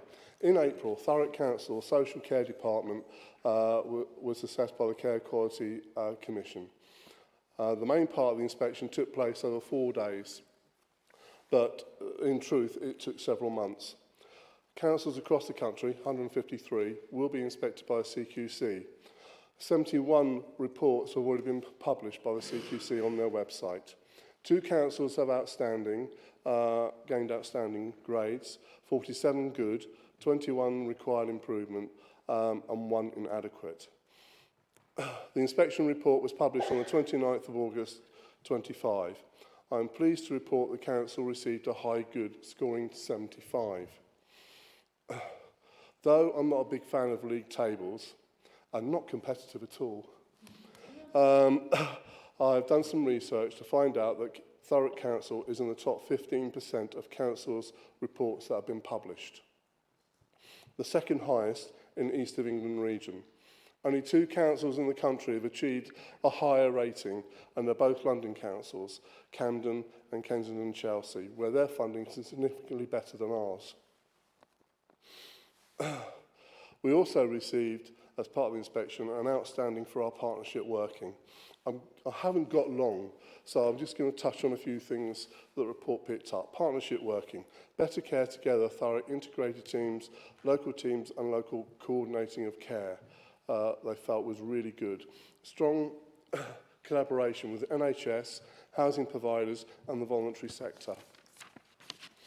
Integrated support, the wellbeing team provided holistic care, working in partnership with health, pharmacy and housing. Being accessible. Talking shops, micro-enterprises directory, improved local access. Market development, our approach to commissioning promoted flexibility and innovation. And support to carers, the pre-loaded card system for respite was truly valued. People used services and carers praised our local authority for the re-enablement services. Timely Care Act assessments were acknowledged with a positive impact. Assessing pathways in assessing equipment quickly, and people valued the multidisciplinary approach. Operational staff were acknowledged for their positive engagement. People appreciated the additional support provided by the wellbeing team, which people said had gone beyond their own expectations. Excuse me, I am fighting a cold. Bear with me. I would like to thank Rob Percy, his leadership team, Les Bingham, Brousseau, Kerry Armstrong, Angela Clark and Gavin Beard. I know they work it really hard to provide person-centred services for people of Thurrock. I'd like to thank Bailey Rowlands and Kate Williams, who worked so hard with our staff in preparation for the CQC inspection. I think we should recognise our frontline staff who work so hard to support people and develop bespoke solutions to individuals. I'd like to thank Health Watch, volunteers and the health sector and carers for their contribution to the CQC inspection. This showed even a council in intervention can deliver good services. I thank my Labour colleagues and Cabinet for their support during the inspection. However, I know from my experience of working in health and social care that it takes years to develop a culture that delivers good outcomes for people. So I'd like to thank past HOS members and the Committee for People, who was led by Councillor Spate at the time of the inspection. I thank him for his contribution to the inspection. The Better Care Together was developed 5 years ago, led by Ian Wake and signed off by Councillor Deborah Arnold, who had the portfolio for a number of years, and George Cotshaw, who followed. So I thank you for your contributions. I'd like to thank Councillor Rigby for her contribution to the CQC inspection, and I'm told she enjoyed her interview, which is more than I did. There's no such thing as a perfect service when it comes to health and social care, and I know in the morning, Rob and his senior leadership team and the staff will be continually working to improve the services we provide to people of Thurrock. I believe success breeds success. So let's take a little time to celebrate the success of our amazing staff. Please support this motion. Thank you. Councillor Rigby, as seconder to the motion, would you like to speak now or reserve your right to speak until later in the debate? Thank you, Madam Mayor. Mine's a bit briefer because Councillor Hooper. So I'm very pleased to second Councillor Hooper's motion. Firstly, a huge thank you to all the staff for their hard work. Much of the work I've been fortunate to see firsthand. I'll just touch on a few points that are brought up in the report. A proactive, holistic, all-rounded, individual, person-centred approach with good advocacy when needed. Excellent partnership working and interlinking of the different teams, enabling people to receive care their way. Preventative approaches such as the frailty work and early intervention, all helping to keep people out of hospital and care in the community. This all shows the effective team approach at all levels, working to do the best for our residents. Thank you. Does any member wish to comment on the motion? Councillor Andrew. Thank you, Madam Mayor. We often hear negative press about Thurrock Council, but recent achievements show a very different picture. Following the outstanding rating for our children's services, we have now received a good rating in health and social care. These results demonstrate the commitment, professionalism and dedication of our staff and partners who work tirelessly to serve our residents. It is clear that Thurrock is far more than what is often portrayed in the media, and we should all take pride in the progress that continues to be made across our services. I'd like to place on record my sincere congratulations and thanks to everyone who has contributed to this success. Thank you, Madam Mayor. Thank you. Councillor Spate. Thank you, Madam Mayor. As a revelation tonight, I always wondered about Mark, and he's just explained that he's non-competitive, which clearly explains why he supports Portsmouth Football Club and Hampshire Cricket Club. It's been one of the privileges of my 2.5 years on this council to work on the committee, the various committees that we've had, very closely with the adult social care teams. Mostly with the senior to middle management, but on occasion getting down there with some of the people lower down the chain. And they are a great bunch of people who are working in tremendously difficult circumstances a lot of the time. And to exemplify that, it's interesting. In the 2.5 years that I've been on this council, we've had 3 different formats of the committee that works with them and scrutinises them. It's changed. So that just shows you, if we're changing 3 times in 2.5 years and everything else that's changing and all the partnership organisations that they have to work with, you know, I think to try and plot a path through of getting to the situation where they are today reflects great credit, not just on Ian, not just on Rita, not just on all the people, I won't go through the name, Les Billingham and people, and Rob lately. It reflects great credit to them that they've got where they are. And I think one of the things that Mark touched on there in his speech was about innovation. And that has been remarkable for me to see, the way that they have been faced with problems within this department, and they've not just sort of put their head in the sand and blamed everybody else. They've gone out and found solutions. And I think there are an exemplar department within this council for saying, look, there's a problem, we're not going to worry about it, we're going to find a solution. And they've really gone out and found that solution. I think is to their immense credit. I do hope that as we go forward and we now try and build a department that at some point in time, if we're here that long, is in a real good shout of outstanding, and it can get. But that can only happen if they really get the support that they deserve from this council. And I know we're going through extremely difficult times, and I think that may be reflected in the churn of people that we're putting through adult social services and children's social services as well. So I just hope that when we're pruning those budgets and sharpening those pencils, that we really think that the figures that we put down on paper will make a significant difference to the teams that are out there, and that we try and be kind, because these really are the people in the front line.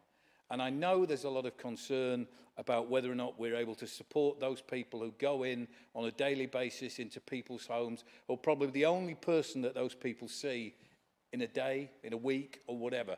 You know, these are the real frontline troops of our council, and we must support them, and I really, really hope we do. But I just hope, I just join in with Mark and saying that it's a great effort to get where we are, and I know they will embrace the challenge of going the one step better next time. So well done to all concerned. Thank you. Councillor Deborah Arnold. Thank you, Madam Mayor. Thank you, Councillor Hooper.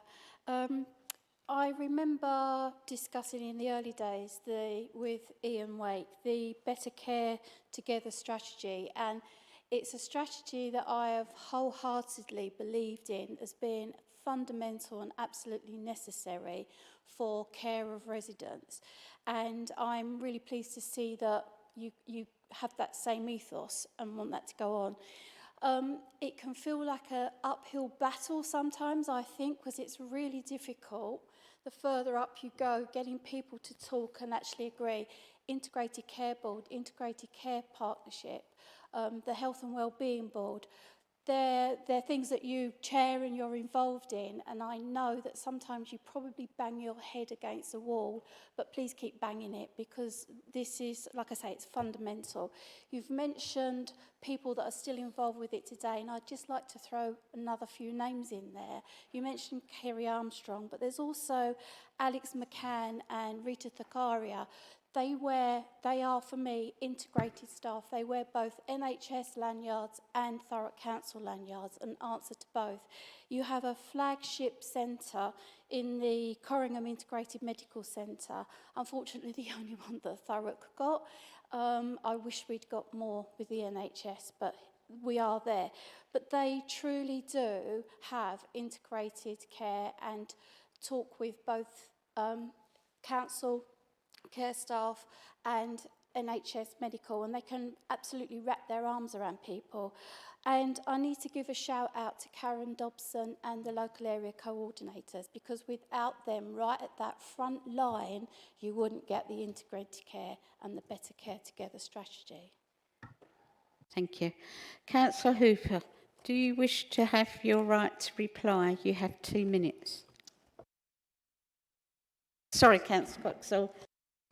Thank you, Madam Mayor. No, I just want to echo my congratulations to the whole team here in adult social care. Rob and your team below you have done absolutely fantastic work in actually achieving this good rating. It feels like it's been going on forever. I remember seeing the assurance packs from when I had the portfolio, and the work, the sheer level to even get us in a stage ready for the CQC to come in and have a look. And it was constantly going, right, are we in this tranche, are we in this tranche? And I think it's the team have been on that foot for nearly 2 years.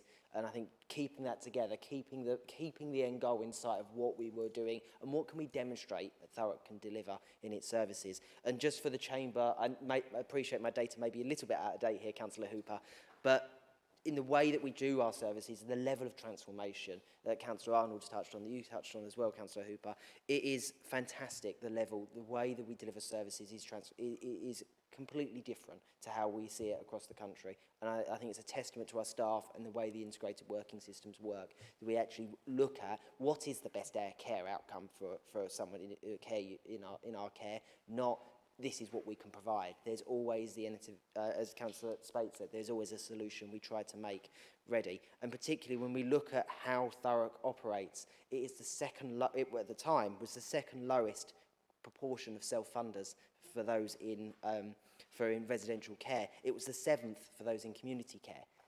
What we do, based on what we can collect in terms of what we do, in terms of funding that service, speaks volumes for what we do.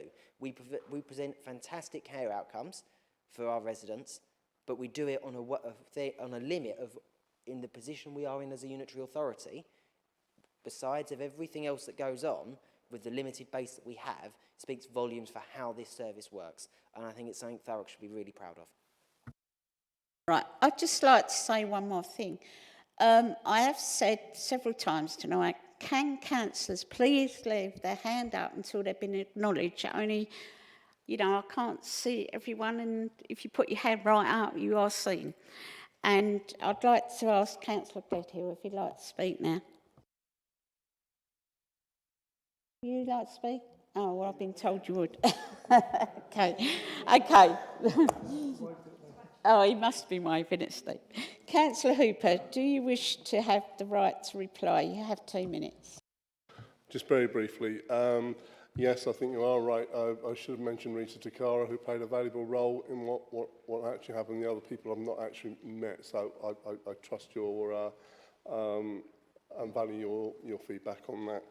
I think local area coordinators are really important to what we actually do, and we should be supporting them as much as possible, and maybe even trying to grow that service, because they really help our services get the best out of our local communities. A lot of our solutions are actually in our local communities in the way we provide care and support to people, not necessarily statutory services. And I think that's a real strength in terms of our problem solving, because a lot of the problem solving comes from our local communities. So, and there's nothing wrong being a Pompey fan. They've certainly won more trophies in Southampton. I'll just leave it there. So thank you very much. Thank you. I will now move to the vote. Are all members in favour of the nomination? Motion.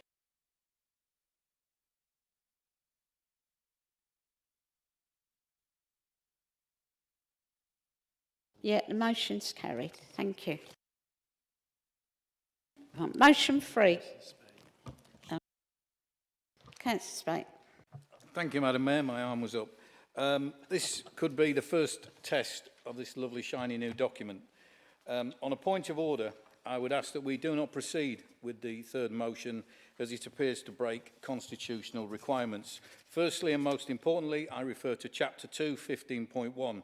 The statement attached to the agenda setting out the reason for the proposed motion is significantly more than the 200 words permitted. Indeed, it is 334 words.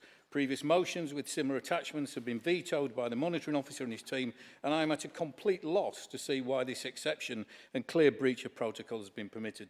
Secondly, I refer to Chapter 2, 15.2, which states that a motion must relate to a matter which affects the authority or the authority's area and must relate to a matter in respect of which the authority has a relevant function. I do not believe this motion meets that criteria, and it is merely a piece of political cut and paste.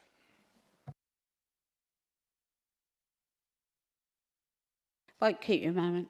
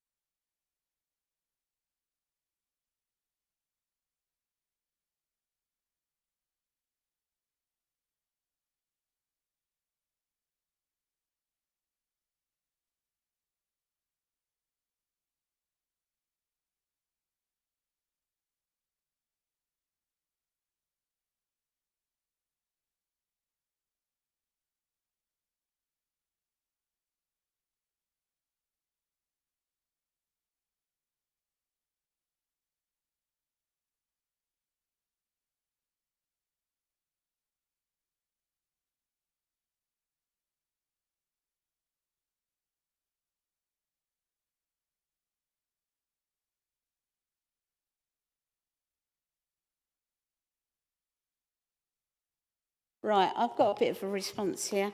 A notice of the motion may be accompanied by a statement or not more than 200 words setting out the reason that's proposed motion. 15.2. A notice of the motion must relate to the matter which affects the authority or authority's area, and must relate to the matter in respect to which the authority has the relevant function. Legal duty or condor, meaning public officials must act in honest and in integrated times in criminal sanctions. So as it can go forward, the motion can go forward. Yes, so the motion can go forward tonight. So, Councillor Worrell, can you please read out your motion?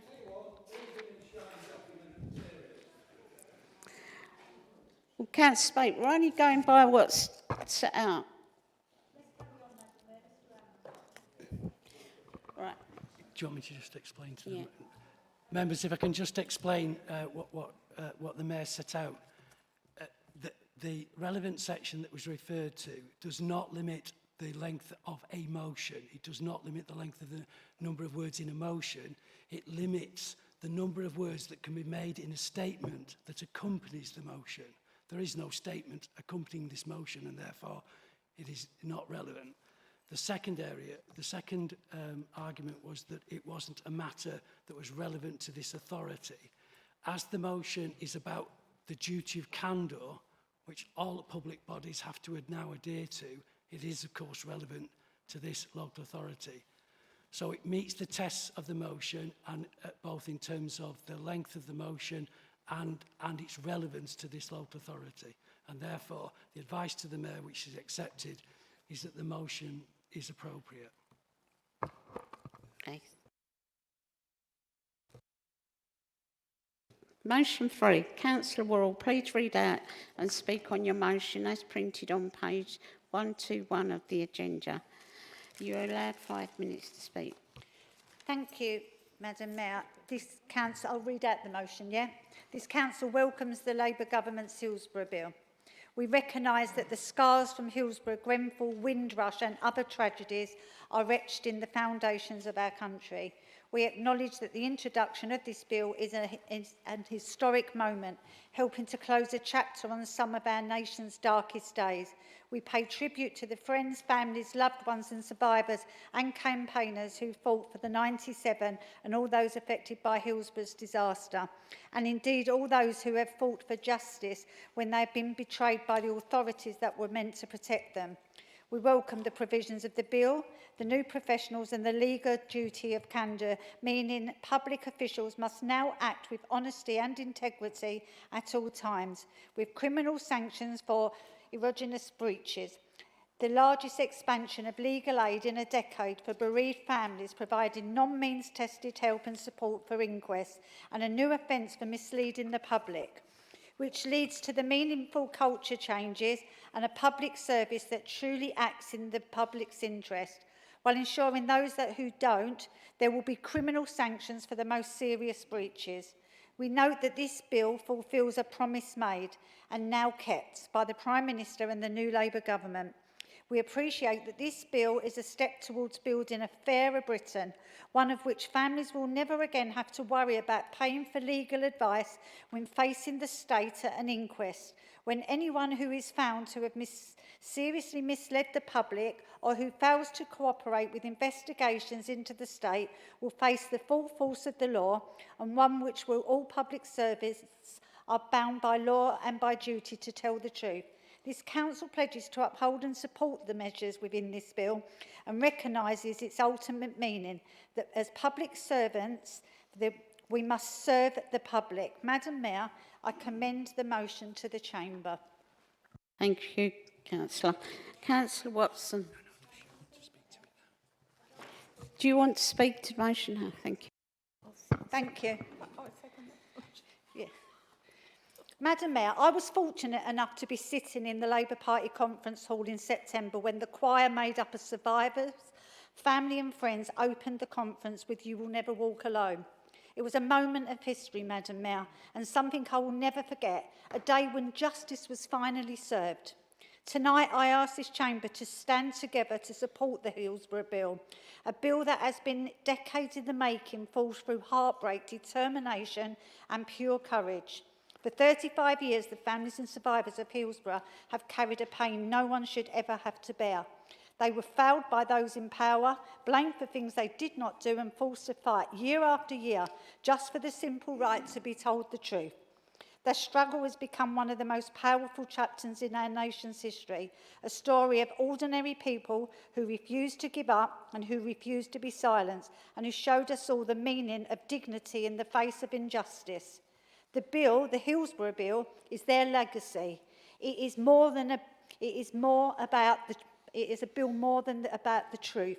It is about accountability, and it is making sure that no other family has to go through what they did. It will create a legal obligation to the public bodies and officials to tell the truth.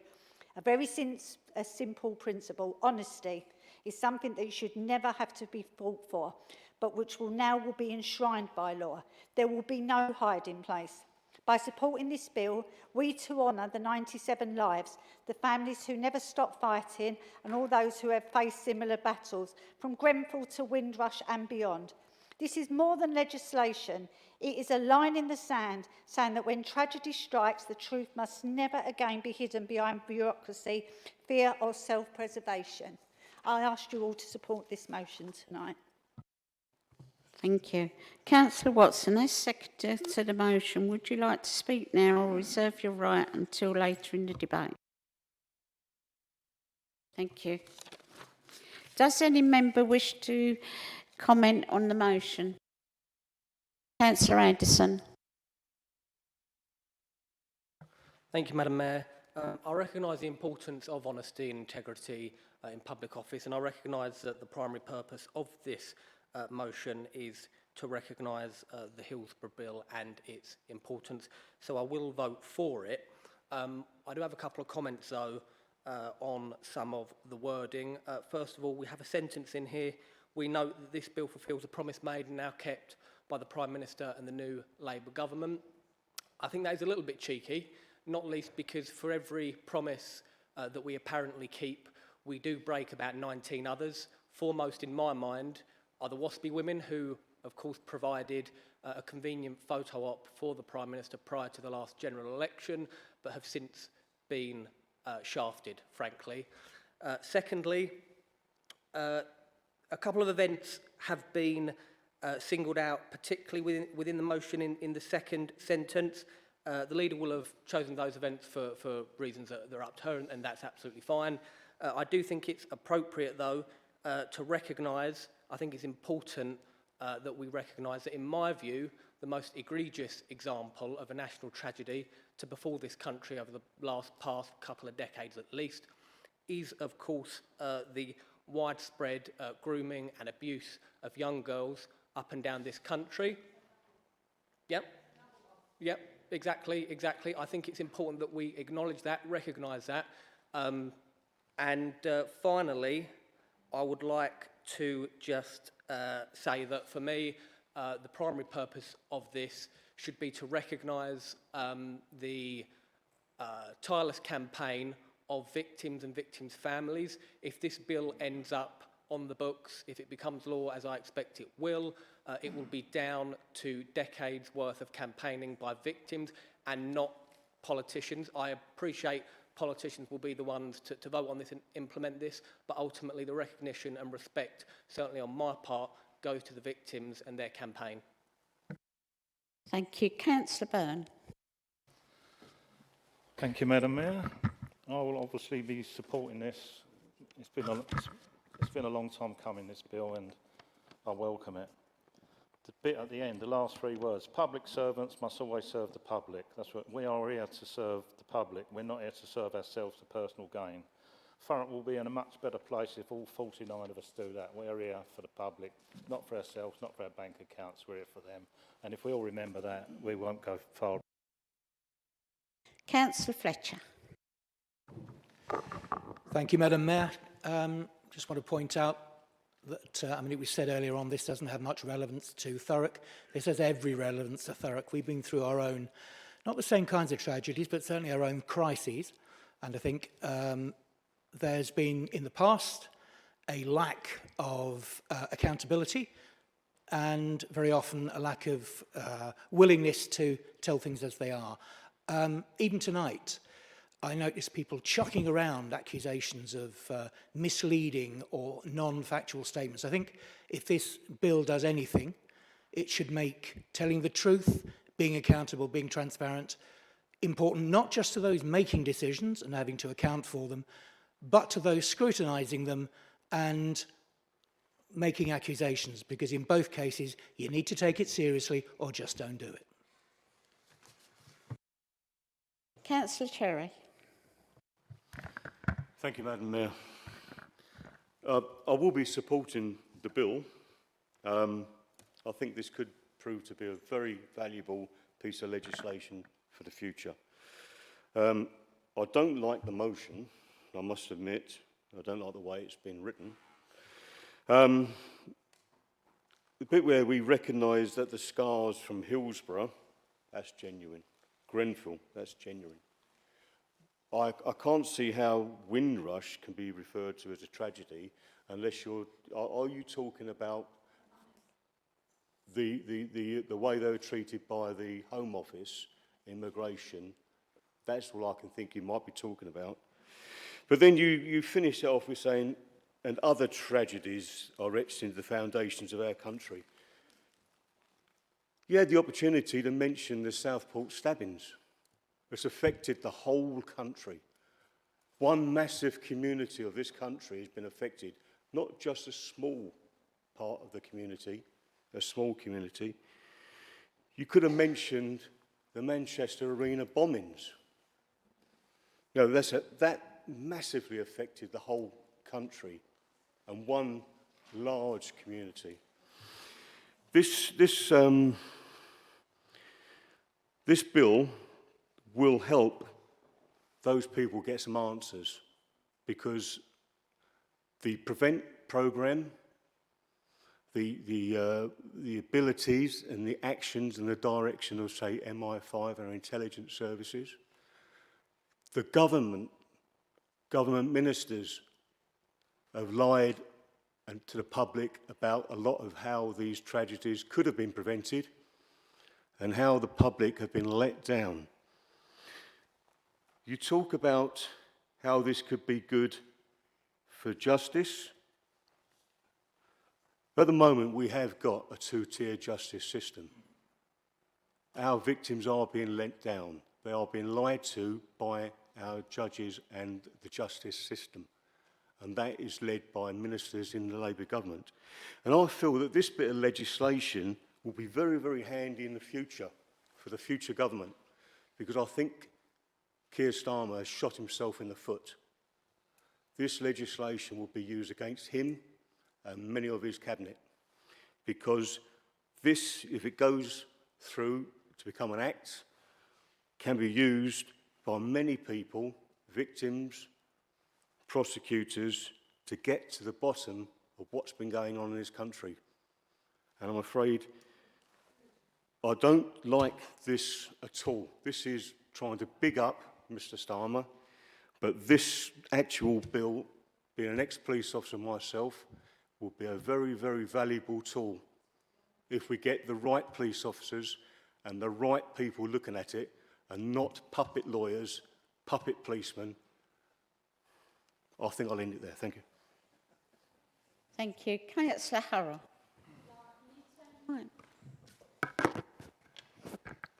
Thank you. Obviously, I'm going to support the bill, mainly because, as it says in the motion, criminal sanctions, about time. The largest expense of legal aid in a decade for bereaved families. They shouldn't have to pay anything for any of this.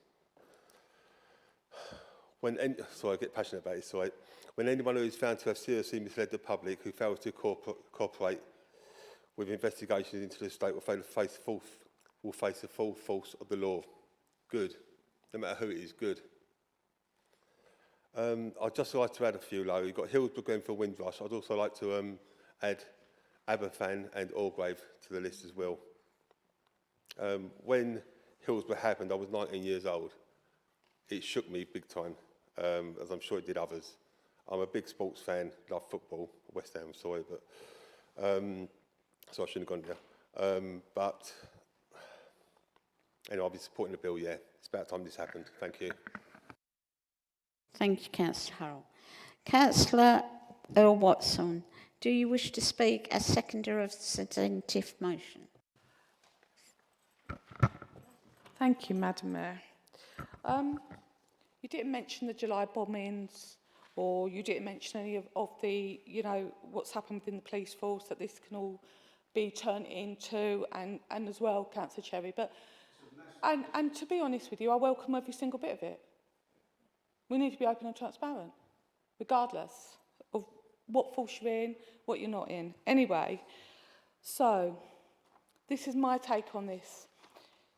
Just imagine kissing your loved ones, being that a mother, father, sister, brother or family member goodbye, and hoping that they'll enjoy the match between Liverpool and Nottingham Forest on that fateful day, the 15th of April 1989, only for it to turn into the worst disaster in British sports history, known as the Hillsborough tragedy. And thank God my husband wasn't there, because he would have gone. We all know the details of that day. No one needs to be reminded of them.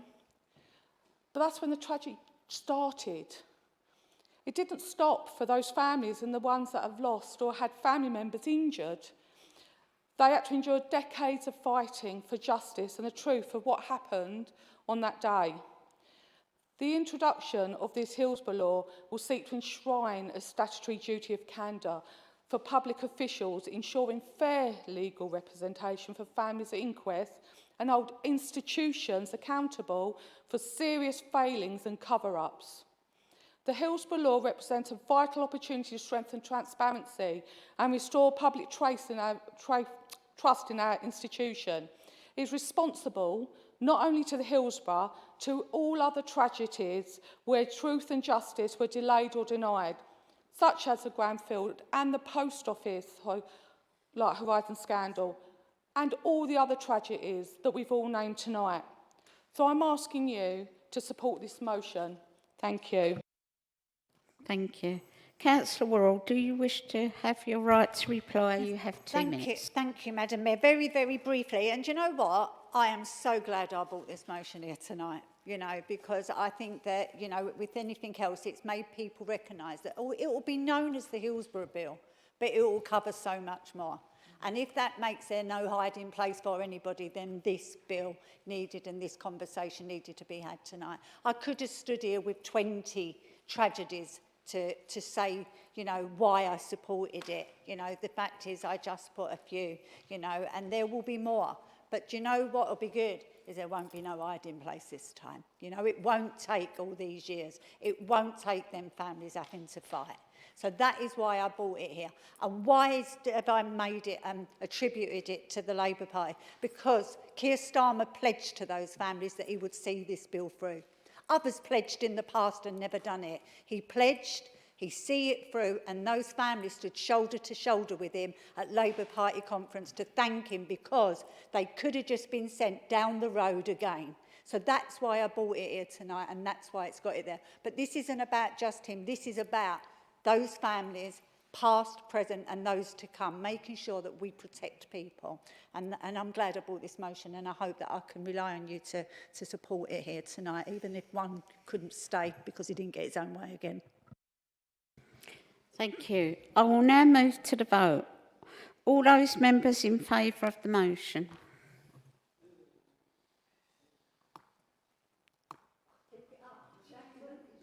You've not learned your lesson yet?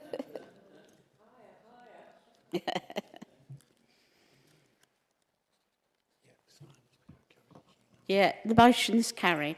Thank you. Right, that's now the close of the meeting at 9:23. Thank you.